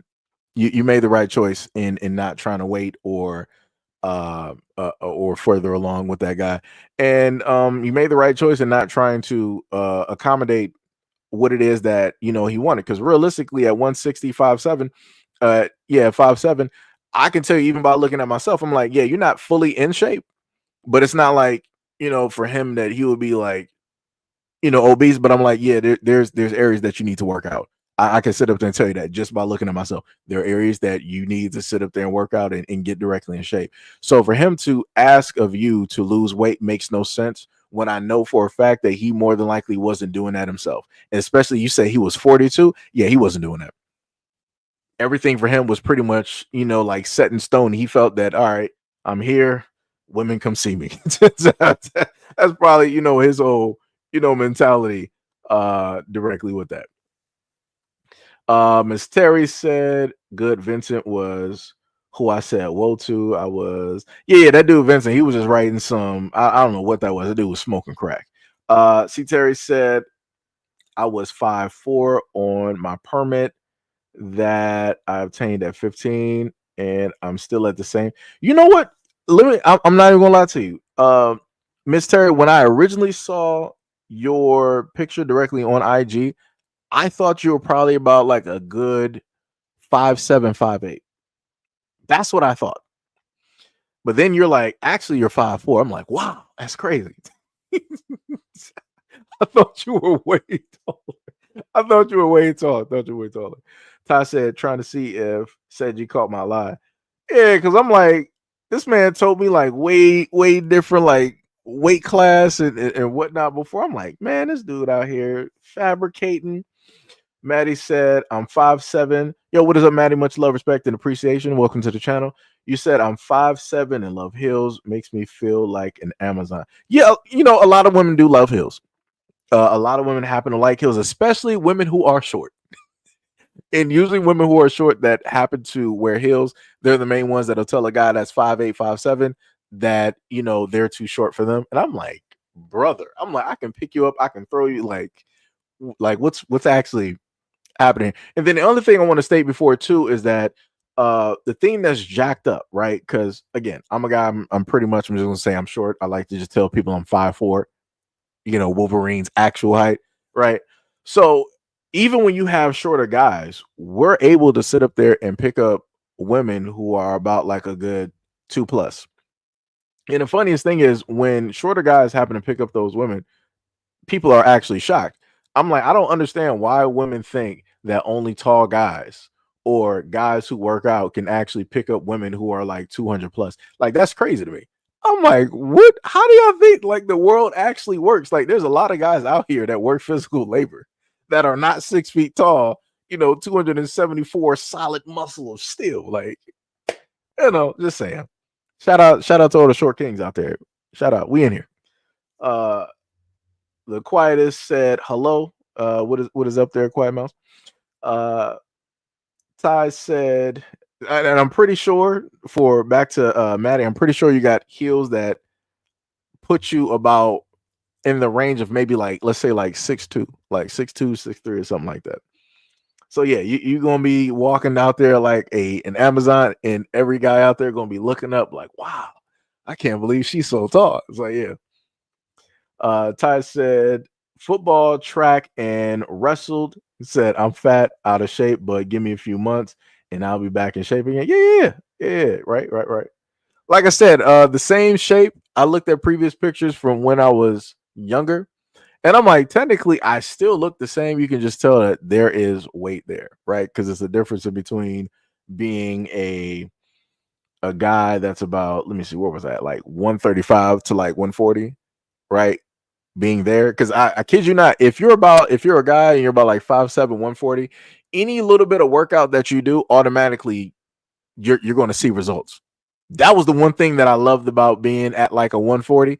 I could do just a couple days of like a workout and I'm automatically seeing results. Like, you sitting up there feeling like a god. I'm like, oh, I'm seeing like cuts, I'm seeing this, I'm seeing that. I'm like, it was crazy. I'm like, man, this is amazing. Now it's like, but once you gain more weight, you have to do even more work for that muscle to, really develop and, and show through. So, you know. Sham said, LOL, I wish guys were more vocal about them finding me pretty in high school. They waited till the end of the year to say that I was really pretty and gave me the numbers. I thought I was ugly for 4 years. No, it be like that. It be, it's things that in a sense get directly in a way. Because let me see, in high school, a lot of times if guys happen to see other guys around you, it was like, she got it. She already got like a sea of people basically, following her and whatnot. Because there was like what was that one girl name? I think it was like Waylene. Again, I don't know why her parents named her that, but it was this one girl that I knew, Waylene, and the body type that she had was like something that I never seen. It was like the body type that some women of now try to get, where she had thighs and a butt just like naturally, right? And it would be like the size that women of now would be trying to get from a doctor, but she had that naturally in high school, right? So it was like small up top, but like everything else, directly at the bottom and everything. And when you happen to see, girls during that time, it's like, yeah, you think about it, but then you're like, for a lot of guys during the time, I'm going all over the place, but for a lot of the times for guys in high school, we look at it as a game of chance and we try to figure out the averages. So it's like if we know that we can, happen to get on a court and we can shoot and we can happen to make that shot, then we're going to go for it. But if we're looking at it and the odds seem to be against us, it's like, yeah, we'll just try a different time. So by the time out of 4 years, by the time that fourth year come up, the guys that already went through development, they didn't worked out, they didn't found themselves or figure something about themselves out, they didn't got confidence, they look at themselves physically different than their freshman year. So they're like, all right, it don't matter what it is. I'm about to, just tell it what it is, lay it out on the table, see what happens, and give her my number. That's usually how it works. It'd be like that. It'd be like that. Sam said, I think because I was much taller than a lot of guys in high school that they didn't want to talk to me with others knowing. So I just had, oh, yeah, that's true. Yeah, it'd be like that. It'd be like that. It probably sort of like the Sierra type of thing. Like I said, Sierra as a woman was, always attractive. But you would have people during that time say stuff. And I would try to sit up there and tell guys, I'm like, yo, just because she's tall doesn't specifically mean that, right? Because even in the instances of my family, my grandmother was tall, right? She was what, about like 5'11", and maybe in her heyday she might have been about close to like 6 feet, right? And that was like one of the first tall women that I technically knew. Like when I saw my grandmother all the time, I was always looking up at her, right? So from there, I automatically, because of course I love my grandmother and everything like that, I never had a problem with women who were tall or taller than me or whatnot, whatever. I thought that was like, that was dope or whatever. But in my mind, I look at it in a sense is that, I always in a sense look at women or hold them to like a high, I guess you could say, esteemed or pedestalize them. So a woman that just has that natural height that just automatically, puts the woman where I, in a sense, see women. It's like if I look at the sun, that's the way I look at the sun. That's, in a sense, how I look at women, right? So I don't know. Maybe the way I explain it doesn't make sense, but it makes sense to me. But it's all positive, right? You said the only reason I liked him was because he was intelligent. He was the most intelligent man I ever met. But socially, I feel he has an issue with women. Like he is jealous of women. I mean, you could have that. You can have guys who are very intelligent, but they lack in areas of confidence in certain areas. Right. They can have the most brain power in the world, but then you got a woman that is taller, right? So he has to, in a sense, look up to her and all this other type of stuff versus it being the whole opposite where it's he's smart and he's tall and the woman is looking up to her and all. Like I said, you have a lot of guys that have issues and problems in a lot of areas. And it'd be like that. You know, he said, Shem said, I think because I was so much taller, a lot of guys didn't want to talk to me and others knowing, so I just had a lot of guy friends that I gamed with and watched anime. Yep. Yep. I remember another girl but see, this is the thing though. With me though, I would always try to shoot my shot. I didn't care if I failed or not. I was like, I don't got nothing to lose. I'm like, what's the worst? Because like I said, going through high school and having people make fun of you, wearing as back in the day, floods, right? Or ankle biters, or wearing glasses and all this other type of stuff. Going through that, I'm like, I done made it through all that and survived. It's like if I sit up there and shoot my shot, I don't got nothing to lose. It's like what can really sit up there and happen? Is it going to be worse than what happened in high school? I doubt it. Probably not, right? Because nobody has an audience, directly out here like that. So, you just shoot your shot, see what happens. Todd said, see, what's funny is people be thinking I'm short until they see me in real life. I mean, in my mind, I pretty much imagine that everybody's tall. Like I said, I tell people I'm 5'4".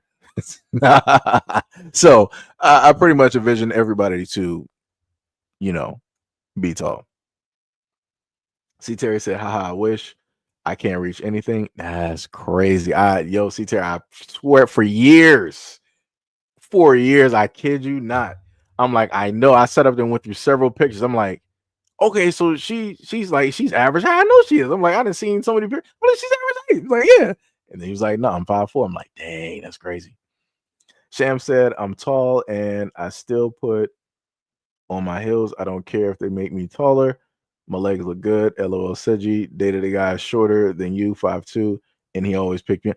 That's what I'm saying. Like short guys can sit up there and pick up tall women or women with weight. We can do that. Might just have to leverage things a little bit differently. And then the other thing that I learned, especially from high school, picking up a girl that's bigger with weight, and especially if she's top heavy. Back during those days, a lot of girls didn't specifically know the correct bras or things to wear. So if you tried to pick her up, some things might shake out of place, and different things of that nature. So, you gotta try to, do things a little bit differently. Right. If you're playing around with people picking them up and giving them piggyback rides and, and all of that, because you don't want, things, falling out, Princess said, that's what I was thinking, but I honestly don't know because it seems very masculine, just very insecure because he was so skinny and short. I feel bad for him, but I don't because that's on him. That's a personal problem. He got to figure it out. New Era was like, I am 6'3". The gods are in the building. Ty said, I'm way skinnier than I was in school. Went from being 5'5", 385 to 5'11", 220. When I hit 20, it was a big jump. I got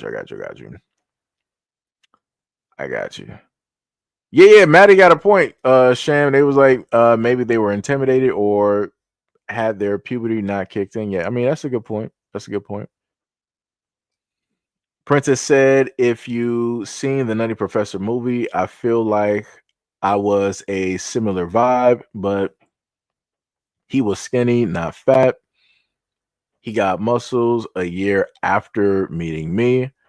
Okay, so he did work out. So he was just one of those guys that felt like a woman. He should be the one that weighs like the. I mean, okay. Like I said, that's on him. There's tons of women out there that will fit that that parameter. He should go seek that around. But like I said before, historically, and I always would bring this up, when you look at the old artwork that's in marble and stone of women, those women had weight. I'm not sure if people actually look at art anymore, but the women that they pictured in those arts, they had stomachs. They had that.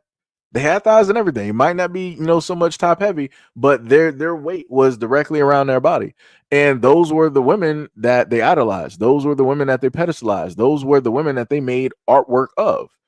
So I'm a little bit confused on this whole thing of being, fixated on women who are just, skinny. And again, this ain't to, say anything bad about women who are naturally thin. It ain't. Because trust me, women who can sit up there and run track, because I ran track, trust me, I love women who are who have weight, who work out, who are in shape, who are, like I said, all over the board. It don't even, really matter. In a sense like that. But to other guys, it's a little bit different. Ty said, on a side note, Human Torch got buffed, Iron Man got nerfed, and Cloak and Dagger got a healing buff. Oh dear God. The funniest thing is I haven't even played Marvel Rivals. I was gonna say whatever, but I haven't played it in a minute. But yeah, that's crazy. Iron Man got nerfed. That doesn't make his whatever. I'm not even gonna get into it. Princess said, laughing my butt off. Piggyback rides are the best. Yeah, piggyback. Yeah, those are classic. Those are classic. What is it? Yours said this is no longer America. Anything rather than nations came from the lack of lands and perishing values. Okay. Whatever you're talking about right now. Ty said, I bet he was one of those you ain't it queen type of guys. He probably was. Sham said, I don't know, princess. He still seems like he may be in the closet because they get overly macho and obsessed with looks too. Princess said, funny enough, he's a historian and he knows about those stone statues of women with weight, but he told me to stop making excuses if I really loved him. Nah, that's crazy. Nah, that's crazy. Nah. That's some crazy work. Like I said before, like the type of person I am, like if somebody, like if it's a woman that has like weight and it's not in a sense impeding anything, it's like, all right, we're good. But if it deals with the fact that, hey, you want to sit up there and have kids and stuff like that, in my mind, I'm like, all right, let's work on a plan so that you can lose weight, so that you can get to the perfect weight that you want to get to, right? So then once you get to that perfect weight, you acknowledge and the responsibility that it takes in order to get there. All right, then, you can, have the kids, because then you understand what it takes to, in a sense, get there. So you know that if you want to do it again, you can actually do it, and that it's not just some type of impossible thing. But then on top of that, you don't have, in a sense, added weight on top of the weight that you already have, further, putting you into a mental spiral of, feeling, like undesirable or, not attractive, and, and all of those, other types of things. Like I said, I look at things a little bit differently. Like I try to put things into, reality, for all intents and purposes. Shem said, I don't know, princess. He still seems like he may be closeted. Okay. Wait, I read that one? Yeah, I read that one. Rabbit said, I don't mind short. Wait, I don't mind short. You don't mind short, but you prefer them to be taller, but they better don't have a low position bed. That's difficult for certain bedroom positions. Oh man. The funniest thing is I knew I was waiting, because I'm like, this conversation's been going for a while. And I'm like, I'm shocked ain't nobody actually mentioned the elephant in the room yet. But I'm like, Rabbit basically beat it to the punch about, 30 to 40 minutes directly in. Hilarious. Ty said Iron Man's DPS got nerfed. Oh yeah, probably from the orb that he's able to shoot from his chest. Yeah. Ty says, Seiji, if you don't redeem that Frostpunk code, I'm gonna give it away. Oh snap! I didn't even know that's what it was. I got you. I can do that. I got you. Much appreciation, brother. Let me go right to that. That what's the name real quick. I think I can do it off my phone, right? Let me do that while I'm talking to y'all right now. I got you. This man clocking me right now. He's like, yo, Sedge, you didn't redeem that code yet? Man, hold on, brother. I didn't even know it was there. It's like, give me a shot. give me a chance. Give me a chance. Wait, they don't got that listed up there? What's going on? Hold on, wait, let me see something. Let me see. Maybe if I go to chats, right? Don't tell me I got to open up a separate app. Wow, they killing me out here. I got to. All right, let me just open up Steam on. Hopefully, it doesn't crash the live stream. Let me see. GT said everybody don't have to be skinny as long as you're healthy and fit for your body. Right. Ty said doing a comp match. Be right back. No problem. Maddie said I get told. Oh, sorry. Steam popped up. Maddie said I get Oh, it fully popped up. Jesus Christ. Come on, Steam. What y'all doing? Y'all really doing this to me right now. I'm trying to read Maddie's comment. Maddie said, I get told I intimidate men, so I decided to embrace it. If they only knew, it's because I have no clue how to talk to guys. What do you mean you don't know how to talk to guys? Like, that don't make any sense. it's like you're a woman. Like, how do you not know how to talk to guys? Let me see. 1536, that's the counter. I probably won't do that. Let me just try to do this. We got Anna on Tropical Resort Story. I don't even know what that is, just to be honest. How do I go to the chat here? Matter of fact, I'll do it. Wait, do I got to double click? Okay, I got you. Yeah. And man, put that code. Shout out to Ty Money in the building. Sitting up there helping a brother out, giving me that frost punk out there. Much love, respect, and appreciation, brother. Much love, respect, and appreciation. Let me just redeem that code real quick before he sells that to somebody else. Maddie, how do you not know how to talk to guys? I'm confused. Like, that's the one thing I never understood about women, how it is that you guys say that y'all don't know how to talk. I understand how guys are like, yo, this woman is like, yo, she's beautiful. She's this. I don't know really what to say. And that I get that. Being a guy, I get that. But for women, I'm like, y'all don't really even gotta say, y'all barely even gotta do nothing. You just have to exist. Just being real, like you just have to sit up there and exist. So it's like I don't actually understand it.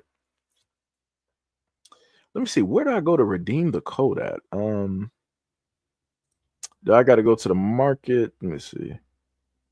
Activity profile. I forgot how to redeem codes on Steam. Let me tell you. Point shop, discovery queue, wish list, stats. I will figure this out in a minute. I have it copy and pasted, but I'll figure it out in a minute. Because now my computer is trying to really rev up like something's going on, and it's not. But yeah, that's crazy, man. I don't know how to. You gotta explain that to me, Maddie. Princess said I asked them to help me like go on walks and stuff and visit me more, but he couldn't meet me halfway. So yeah, that's crazy. And I've told people that before, especially women. If you got a guy out there and he's not really willing to meet you like halfway, it's not worth it.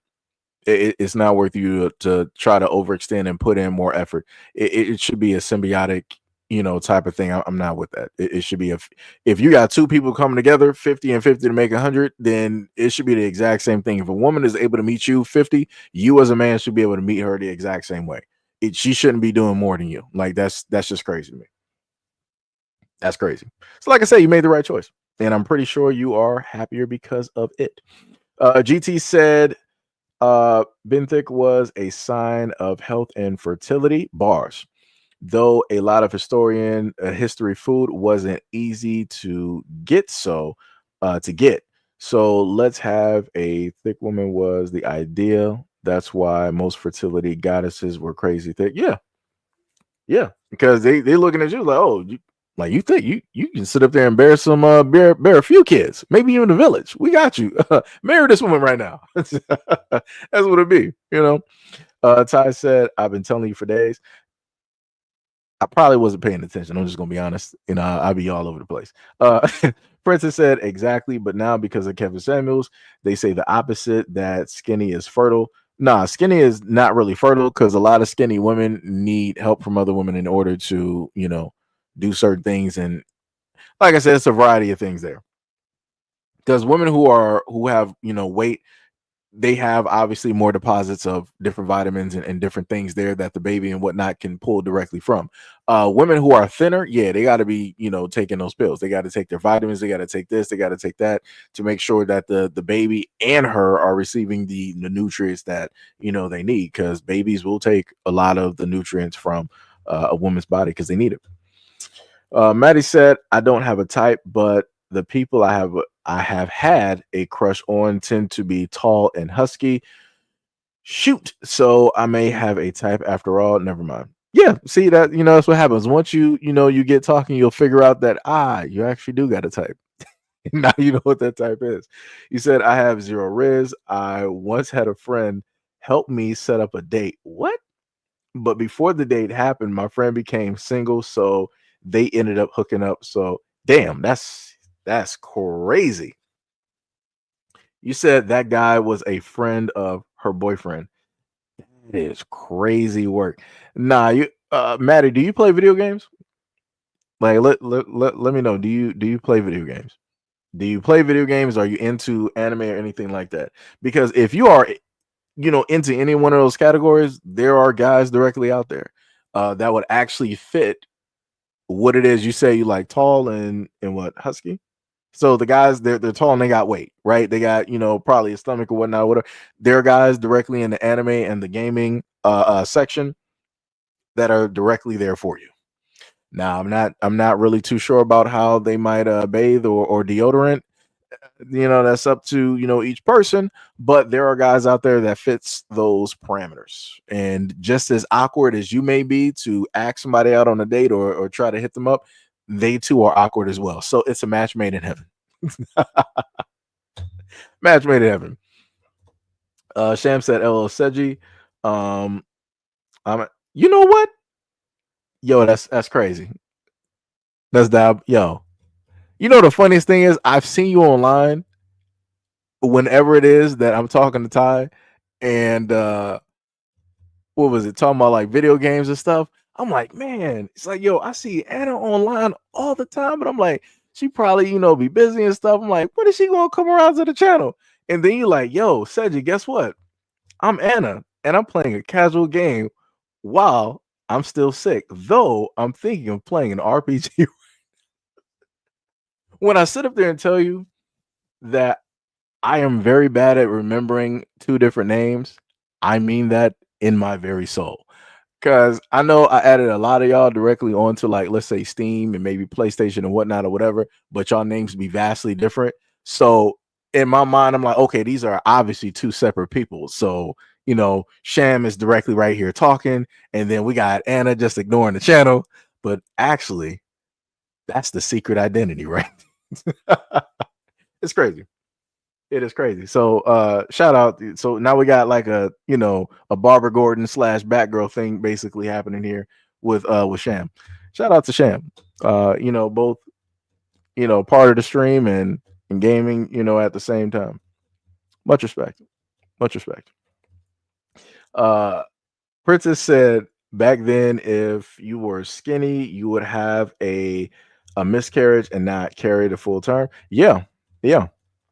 Because there's a lot of things happening there that are missing.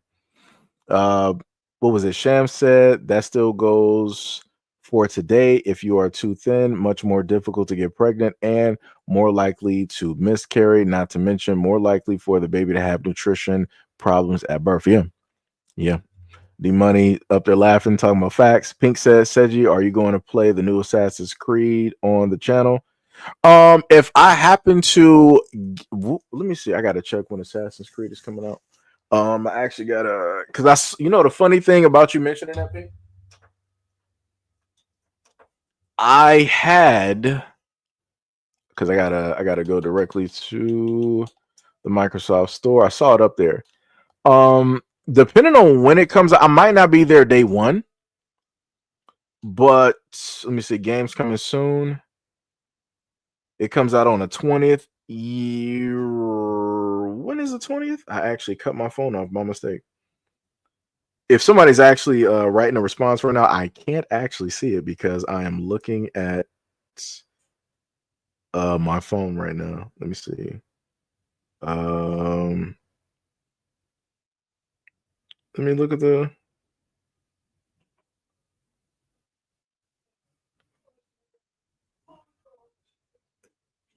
Let me see. So what day is that? March 21st. Wow, March 21st is actually an International Day of Elimination of Racial Discrimination. I didn't even know that was a thing. What is the day that I'm looking for? What is the day? Okay, so that's a Friday. All right. So I'm depending. I may be able to play it probably either Friday or on the weekend. That's probably how that's gonna work. I don't know why I'm trying to move this and I'm on my controller. So yeah, I'll probably be on there. But yeah, I will do my this is what I'll do, Pink. I will do my best to stream Assassin's Creed directly on the channel. Because I said I was gonna do that with Mecha Break, I didn't do it. I said I was gonna do that with Monster Hunter, I didn't do it. So I'm going to work on actually keeping my word and streaming games directly on the channel again to give you guys something else different to look at. And I'm going to, just so happen to do that because the other game that I'm actually interested in is Bleach, which is in a sense, a fighter. I don't know why I pressed the wrong button. I pressed the escape button by mistake. But that is going to be what we will do for the Assassin's Creed game. If I can actually just push that directly over. Then let me see. So yeah, that's going to be the plan, Pink. We're going to play that. Sham says, Seji, did you like Enshroud? I see you playing Monster Hunter most of the time. Yeah, I'm playing Monster Hunter a lot. I'm pretty much, if I'm not on that, it's Mecha Break, and if I'm not on there, which I haven't been on in a minute, then you'll probably see my profile on YouTube and just doing that. But yeah, I'll do that. Maddie said I don't play video games, and while I like Husky, I don't think I like the quote still living in his parents' basement type. No hating though. I don't care about money, but I like doing things outside. No. But see, this is the thing. Gamers, it varies. You'll have guys directly out here that may be quote unquote the mom's basement, type of deal. But you also have other guys that are gamers that they go out, in life. They touch grass, right? They, they work out and go to other engagements and, different things like that. It varies. It just depends on the type of guy that you happen to meet that plays video games. Like I said, I'm just trying to list some stuff to try to help it, be easy. Because if you decide to go on, what is the app that they got out here, like Tinder or Christian Mingle and Two Fish, Three Fish, I don't know what it is. Whatever dating apps that they got directly out here, I know it would probably be a little bit more, difficult, in a sense. But yeah. But like I said, all of us, because I'm a gamer, trust me, all of us do not live in mom's basement. Let me tell you, all of us not out there. Ty said he won't see it. This man ignores me. Oh wait, what are you talking about? Let me see. He won't see it. No, I saw what you was talking about. Let me see. Ash said, Rabbit said, Seji, who is your fictional hear me out character? A character you need to justify your attraction to. Mine is I can't even pronounce that right now. I'm just gonna be real. Arachid from Arachnid, I think that is from Transformers. I knew she was a robot who hunts humans, but she was fun. Isn't that the one that turns into a spider? Or am I thinking about Beast Wars? I'm trying to figure out. I'm not sure. A hear me out character? I can't even give you one right now. It's like a Jeopardy question, actually. I probably have like 5, but I can't even give you like the anime or even like the name of the person right now. But it's like after the live stream, it's like everything will come, directly to me, which is crazy. Ty said Mass Effect. Yo, Flint City, what is up? What is up? Much love, respect, and appreciation. Welcome to the chat. Ty said autocorrect. No, I saw you said Mass Effect. I got you. Oh yeah, big. Well, that wouldn't even be a hear me out. Big Barda. I like Big Barda. That would be one. That would be one.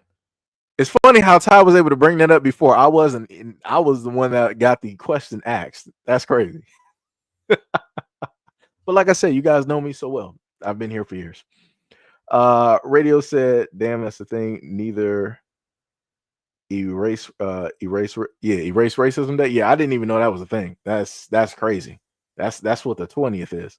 That is crazy. I think it was like the 20th or the 21st, and that's a world day or something like that. Didn't know. Learn something new. We all just learned something new today. So shout out to Pink because two things just happened at the same time. It's crazy. Ty said, Sham said, what a lot of gamer men are homeowners and pretty attractive. I met a lot of them in MMOs. Hey, shout out to you for seeing the attractiveness in us gamers. Because like I said, we out there. A lot of guys, like I said, a lot of guys are gamers because it's less BS. You might hear the hollering or whatnot on the mic, but we're not out there in the streets, right? Because this is the main thing I like to tell a lot of women. You guys who play video games are not going to be, directly out here in the streets or getting into. All right, hold on, let me put my cat out. Now she acting crazy. All right, cool. Let's go. There you go. There you go, man. Now I got my other cat sitting directly at the door. Like I said. All right. So the main thing I like to tell women about gamers is the fact that a lot of guys who game, you're not going to see them, going directly to the bars and strip clubs, hanging out 3-4 o'clock in the morning, doing, God knows what, and all this other type of stuff. Those guys are pretty much going to be homebodies at home.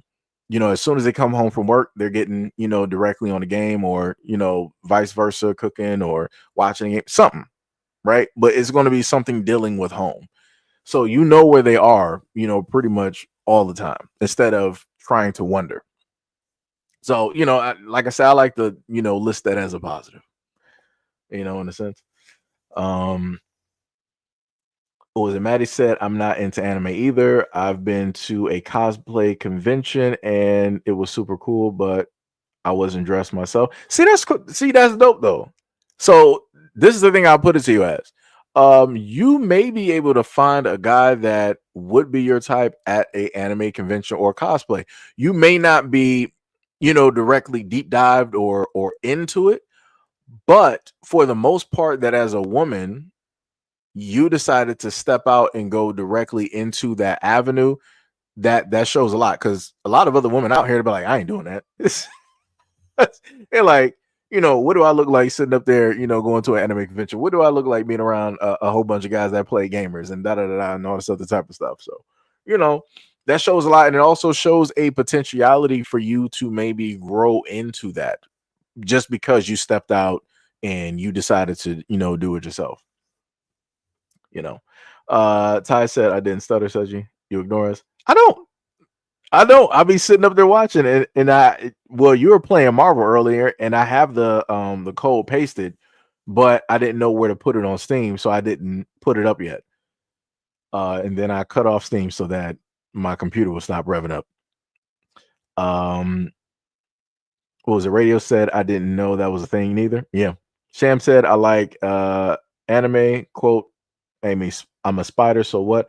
I think you should watch that, Seji. It's hilarious, and I like the fight scenes. Okay, I got you. One of the other animes that I got that I was watching, I forgot what the name of the anime. It was a long title in English. It was called I put all of my stats into defense. Oh my god, I forgot the name of it. I talked about it once before on the live stream. And I forgot the girl's name. I think her name was Maple. Her name was Maple. It was like this VR game her and a friend got directly into. Her friend uses daggers. So she's basically a quick assassin. And Maple is basically a full-on guard. She don't have nothing in strength. I don't even think she even has anything in the health, really. She put all of her attributes into defense. And because she put everything into defense, whatever she was fighting ended up basically dying because of the defense. Because I think maybe she has some reflect or whatever that was going on. So even the toughest monsters in the dungeons weren't able to specifically get through her defense. So she ended up getting like some godly type of cosmetics or armor or whatnot. I forgot it was like vampire or demon armor. And if you attacked her armor, you would automatically do significant amount of damage to yourself on top of being absorbed directly into the armor. And then from that, she would also gain the abilities of that boss. Like, it was crazy. And I love the anime. It was dope. I think they might have like a third or fourth season to it. I'm not sure. I didn't check, but I think I caught up to the third season of it, where the different clans were getting together and all this other type of stuff. And they're in Maple's, or Maple, is it Leaf or Maple's like lodge or whatever it is. Whatever, went on a tangent. But Radio said, I wonder how they plan on doing what they're doing, secretly deleting all the racist folks. I don't know. GT Howard said, the holiday no one knows about, but we all need. Yeah. Maddie said, I tried Tinder, but they all ask for my cup size and if I can send a pic to confirm it before they ask what I do for a living. I might just have been unlucky, or it might just be the guys in my area. That sounds completely like white guys. I'm just going to sit there. So I'm going to put that directly out there on a limb. As soon as you said that, I'm like, yeah, those are white guys. I'm like, yeah. Because usually by picture, if guys have been around enough women, you can pretty much figure out what it is. Just eyeing, everything. You can pretty much get a rough guesstimate. But yeah. It's tough out here. D-Money said, definitely guilty of cursing people out during gaming sessions. Yeah, that's true. Flint said, facts. Let me see. Rabbit said, I was planning to get Sparkling Zero, but the sound designer of Punching Impact is so disappointing. When you punch somebody, it's like you're punching pillows. Doesn't get me hyped at all. I mean, I get that. But it's Dragon Ball Z. It's Dragon Ball Z. Maddie said, I guess I got to start gaming. That is bars. That is bars. Get directly to gaming. I'm pretty sure, because you probably spend money on fashion. But you may not, really, spend money on stuff. What would be, some people would sit up there and say PC, but you would, if you're actually being like honest about this, you're just getting into gaming. So I would say to get like your foot, or to just like put a toe directly into the water. I mean, you can technically start off on like a Switch, right? That's low effort, low budget. What is a Switch about? Like one something, depending on if you want a Switch Lite or a normal Switch, might be about 2 to 3 something, depending on where you get the deal from. And they got a variety of games directly up there. You got a lot of women that do, happen to have a Switch and play Switch games. A lot of slow paced games, a lot of sim based games, and stuff like that. Dating sims and stuff like that.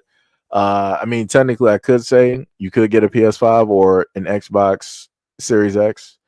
But then that would also depend on what type of games that you're interested in. Because I could say a computer, because computer has all in one, but the problem is, Lord have mercy, shout out to Dragon Ball Z. The problem is that you would have to worry about the upkeep.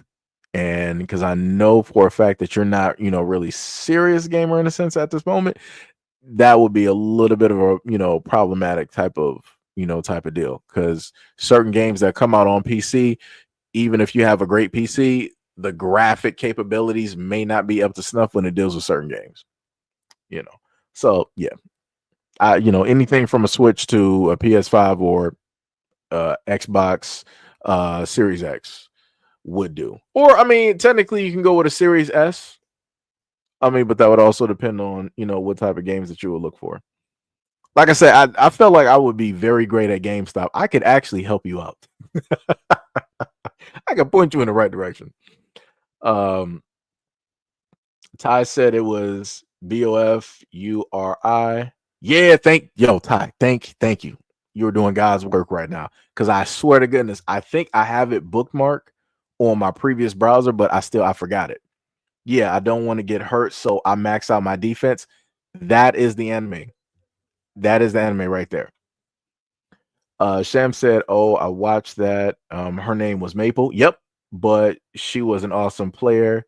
She'd be getting God mode stuff. And I wanted that to actually be a game. The funniest thing is, anime wise, I have Sword Art Online. I have that as a game directly on my system. I just haven't maxed out, my main characters yet.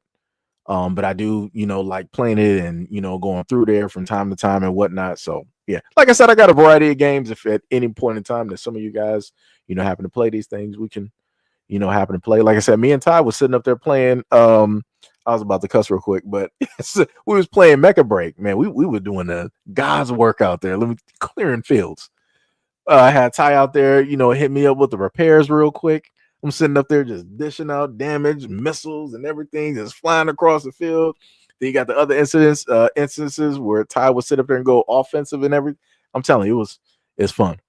But like I said, I think it was Ty. It was either you or Hack that was saying that we gotta, get like a team together on from the channel, to sit up there and play. Like I said, that'd be dope. I feel like that'd be, something to sit up there and stream and and whatnot.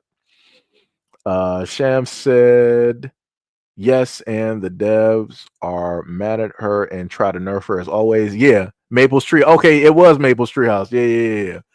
Flint sitting up there rolling. Radio is like, yo, what is he talking about? Oh, y'all talking about like the cup size thing. Yeah. This man sitting up there like, yeah, I wonder what that is. Radio said, who asked that? And wow, definitely. Sam said, if I was here, if I was her, start on a PS5 or cheaper, start at a Switch and then play some MMOs, or you can play some co-op. Yeah, that's true. Let me say. That man Ty Silly, he was like, Maddie, next time they ask for your cup size, say it's enough to drink tea out of and see what their response is. That's crazy.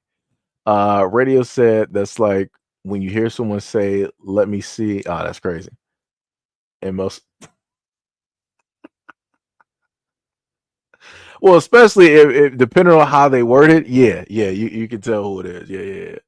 Sham said you can build a PC too to save money. Just buy your parts from a legit store. Otherwise, you can buy a dud. I always build my own PCs. But see, that's the thing though. Maddie is not really a gamer like that. And I know entry level, even building a PC entry level, it will be a daunting task for a lot of people because remember, you gotta, put Windows 10 directly on there. You gotta have the flash drive. You gotta flash the BIOS and all of that type of stuff and make sure everything is in working order. So, I'm just trying to, give her something that's, simple. All intents and purposes. Sham said, I have Sword Art Online too, but I wanted to play Maple's game too. I like MMOs like one Maple plays. Yeah, let me tell you, if they had an MMO like Maple, where you could just like pick a class and you can decide to be that, that character or the class or what, I would do it. I would be playing that game. I really would. I know probably in Japan they got it because Japan got everything, but yeah, that's a hope and a wish, right? Hope and a wish. And just like that, we have made it to 3 hours and 52 minutes directly in this live stream. Let me tell you right now, we've been holding on dearly to about a good 60, in between the 60 to 50 range. Again, much love, respect, and appreciation to any and everybody that has been here at this moment in time. Let me see. I'm trying to figure out if Maddie is talking directly from the first channel or the secondary channel. Let me just try to see this real quick. Okay, what we got? Oh, we actually doing pretty good. So I want to say a shout out to everybody from the first channel. We got about a good 1,200 people that pulled directly up. Let me go directly to the other side of the bar. We got about a good, it's going to take a minute for me to get there. Viewer analytics, we got about, that's solid right there. We got about a good 3,000 people that pulled directly through to the live stream. So, like I said, shout out, much love, respect, and appreciation to any and all people that rode directly through here. Let me see if I can spot. Yeah. So I would say like Maddie needs to try to, go out there and start gaming. That's, is where we want to put it as. But like I said, anybody else that is interested into let me see, what was she saying? Game put together my own furniture from IKEA. I don't think I can build a PC. At least you're honest. At least you are, directly honest. What was it? Ty said, low-key, I might have to get back into Final Fantasy right now. Rabbit said, watching anime and playing adventure RPGs like Zelda or Pokemon is hard when you have friends who are needy, but also have concentration issues. It's the reason I usually watch anime and game alone. Damn, it's cold-blooded. Sam said, yeah, I understand. Last time I had to do the same light coding on the BIOS to get it to work since I have 2 drives. Yeah, and some new people would find that overwhelming. Yeah. But Sham, this is why I was sitting up to telling you, you could literally, teach, women and stuff on YouTube and stuff. Like I said, it could be faceless. It can even be voiceless. You can just use an AI, type of thing, have on some black gloves and just, show your hands typing on a computer and, pointing at certain things, putting stuff together. Like I said, it's content. You upload that to TikTok and, the stuff like that. Maddie said, oh, okay, yeah. Princess said, much love. I said, oh, yeah, Seiji, I don't know if I told you, my leg press went to 550. That's crazy. That is half a ton. That is incredible. Bushido Brown, what is up, said, what up, brother Seiji? Need some new games to play. Do you have any you can recommend? Final Fantasy role play and action games are my thing. Man, my games are a little bit all over the place right now and a little bit stagnant at the same time because I'm pretty much on Monster Hunter and Mecha Break. So those are the main 2 I got in circulation, but more so Monster Hunter. Lord, what could I actually give at this moment in time? I need to be able to actually see my screen. Where's OBS at? Because let me get that directly off the screen. Well, that's not gonna properly do what I wanted to do. I would have to do it like that. Let me see. I wouldn't even know technically what to realistically tell you. Because like right now, what you're looking at, oh, you can't even see it. My bad. This is going to look very small.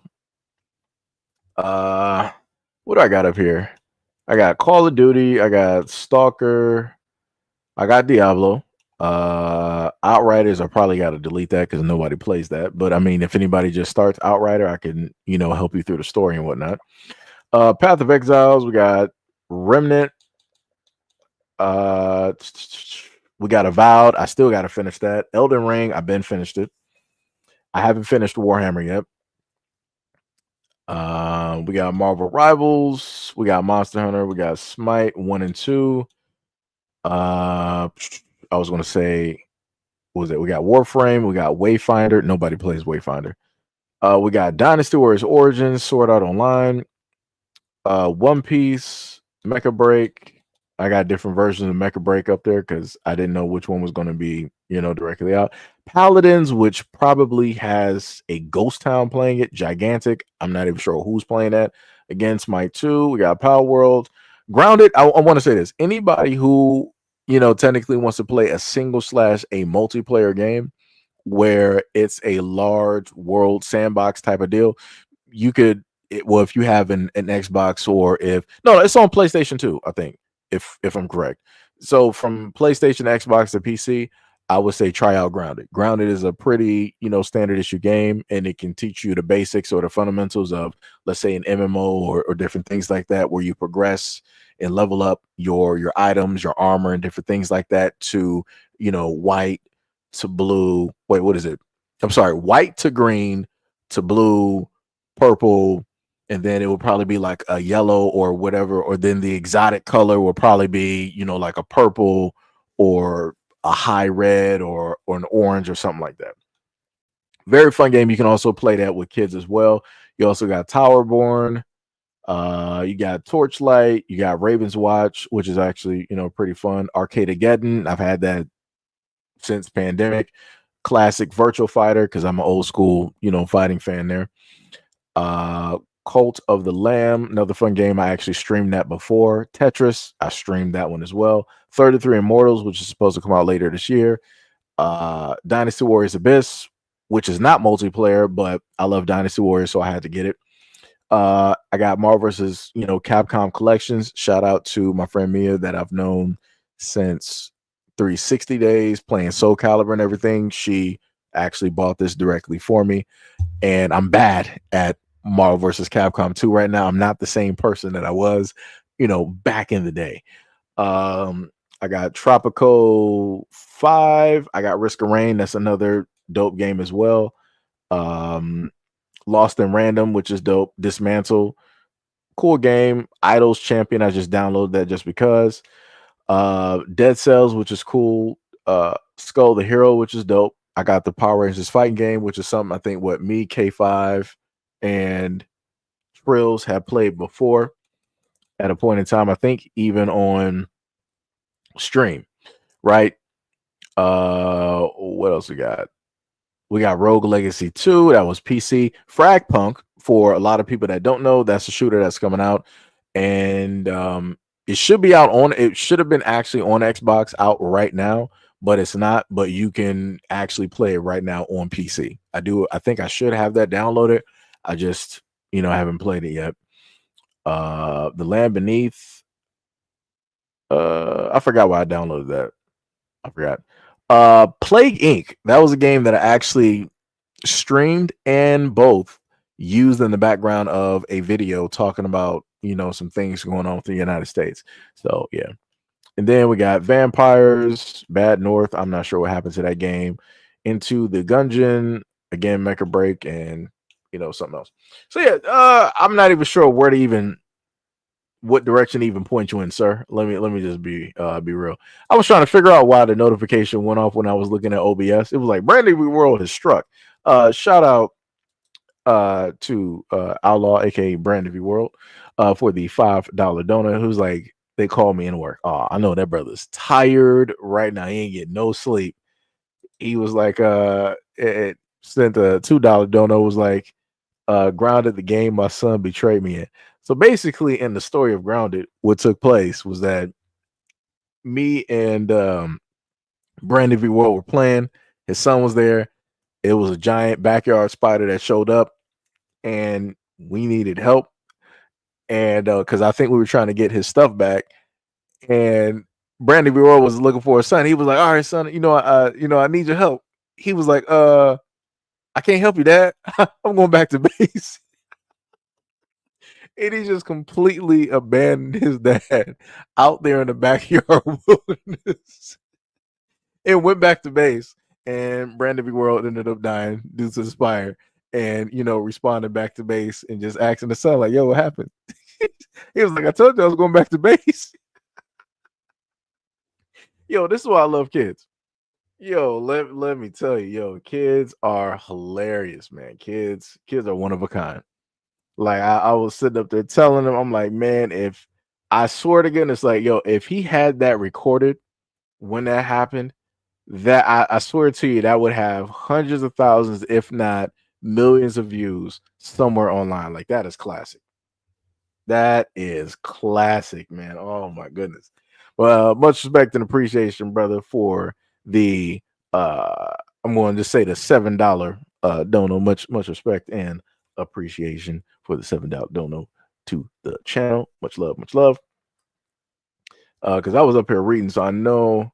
Yeah, so Bashida, I'm pretty sure that everything I went over did not help you out on figuring out what games to play. My apologies. But action games, things that got action directly in there. I mean, Diablo got some stuff. I mean, you got Diablo, even though this is technically a dead game, you got Outriders. Not sure if you got that or not. Path of Exile, Remnant. Avowed is all right. It's it's a nice game. I mean, it's free to play if you got an Xbox. That's a free to play game, download and whatnot. I would technically, I want to say Warframe as well, and that's another free to play game. I mean, technically, I would also list Power World as well too. I mean, it's Pokemon with guns. Even though Nintendo is still mad and trying to sue them, but yeah, it's Pokemon with guns. What we got? Sham says, Seiji, I told you my voice sounded like a mouse. It's little people think I'm a little kid. It's a lot of people think I'm a little kid who are going to listen to me teach them how to build a PC. People will be like a 5-year-old. Hey, if people think that you 5 years old, them donations are coming directly, and it's like, yo, it is very cute that this kid is trying to teach grown adults how to build a PC. It's like, wow, I can't wait until this kid grows up in there and they really know about technology. I'm just saying, it can it can work out. It can work out. MCGT said, I have Cult of the Lamb in my cart. Might get it paid. Yeah. Cult of the Lamb is actually pretty fun. Like I got my whole village. It's been a minute. I might have to actually do a live and just like play it just because and just talk to you guys. Because I do have, of course, Cult of the Lamb. I got my whole little village. How many people I got directly up in there? It's been years since I've actually played it. Because the funniest thing is, let me tell you, once you start get rolling on Cult of the Lamb, the most funnest part and the part that is going to take up the most time is dealing with the amount of the whole of your cult. Because I think I got about like 15 or 20 people there, and I had to set up tents and multi beds. I had to set up water. I had to get a janitor. I had to set up different wells where people can like worship and give their energy and do all of the stuff. I had to deal with people dying, and then I had to reincarnate them and bring them back. And like I said, it's a whole thing. So I spent more time dealing with, my actual followers than actually dealing with bosses and going through the maps. It's crazy stuff, but it's dope though. It's pretty fun. GT said, I like Plague Inc. and Rebel Inc. I never tried out Rebel Inc. I'll sit up there and check that out. Plague Inc. is dope though. It is pretty dope. Teach you a lot about viruses and different stuff like that and all that good stuff. Sam said, LMAO, he still needs to learn loyalty. That's all. Yeah, that's true. That's true.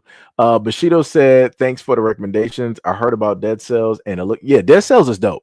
I've been playing Dead Cells for years. I love that game. And also games in like the rogue-like, genre. So if you were on my Steam and you happen to see Steam, I got a whole bunch of like roguelite, roguelite and roguelike games directly up there. Dope stuff. Always interested in being able to make, new builds and, when they add different stuff in there. So, so yeah, I'm happy that, everything that I stated, something, was able to, stick directly out. Ty says, Seiji, I need you to get SCP 5K. Tell Brandon V World to get it too. We need to play it. Okay, write that to me on Steam so I can make sure to search that out. I think I heard of SCP. I think that's like the whole storyline of a different universe where you got this invincible type of thing directly out there that can morph and transform into like different stuff and whatnot. It's almost like some Lovecraftian, type of, thing or whatnot. But yeah, I got you. I can sit up there and check that out. But yes, that is pretty much it. I think we did pretty good here, guys.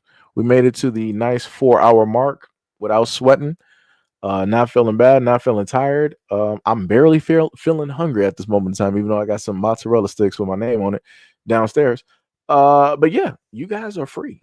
Shout out to everybody that came through, was a part of the conversation. This was pretty fun. It was pretty fun, just like it is, every single day, just like it is. And we didn't even really have a lot of trolls in here. It was just us, just talking, So again, love you guys a lot. Thank you guys for everything that you do.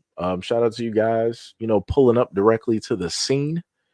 And again, to anybody that's still listening, don't be too surprised and or shocked if you just so happen to see me at a point in time, just pull up a live stream and I'm just, playing. It might be Pokemon Unite. You might see a double screen directly up there and it's Pokemon Unite. And, that's just what I'm doing. I might just try it out for like an hour just to, see what's going on, whatnot, whatever. So, Ty said, go redeem that code. I gotta trust me. I'm going to redeem the code. I just got to remember where to, insert the, in the redeem. Sham said, yes, eat well, guys, and have a fun day. Bars. Radio said another banger. That is straight facts. Go bars. 24 karat. So again, love you guys. You guys are free. Have a great day. Go order some Uber Eats. Get your feng shui directly in order. Enjoy the rest of your Wednesday at this 5:24 p.m. or I guess it might be a little bit different, 3 hours behind or some hours ahead. And play some games or whatnot. Also, thank you for anybody who subscribed directly to any one of the channels, and also by way of donation, anything from Patreon and through the chat as well. Wouldn't be able to do the things that I do without people like you. So have a great day, and I'll see you guys on the next live stream. Peace out.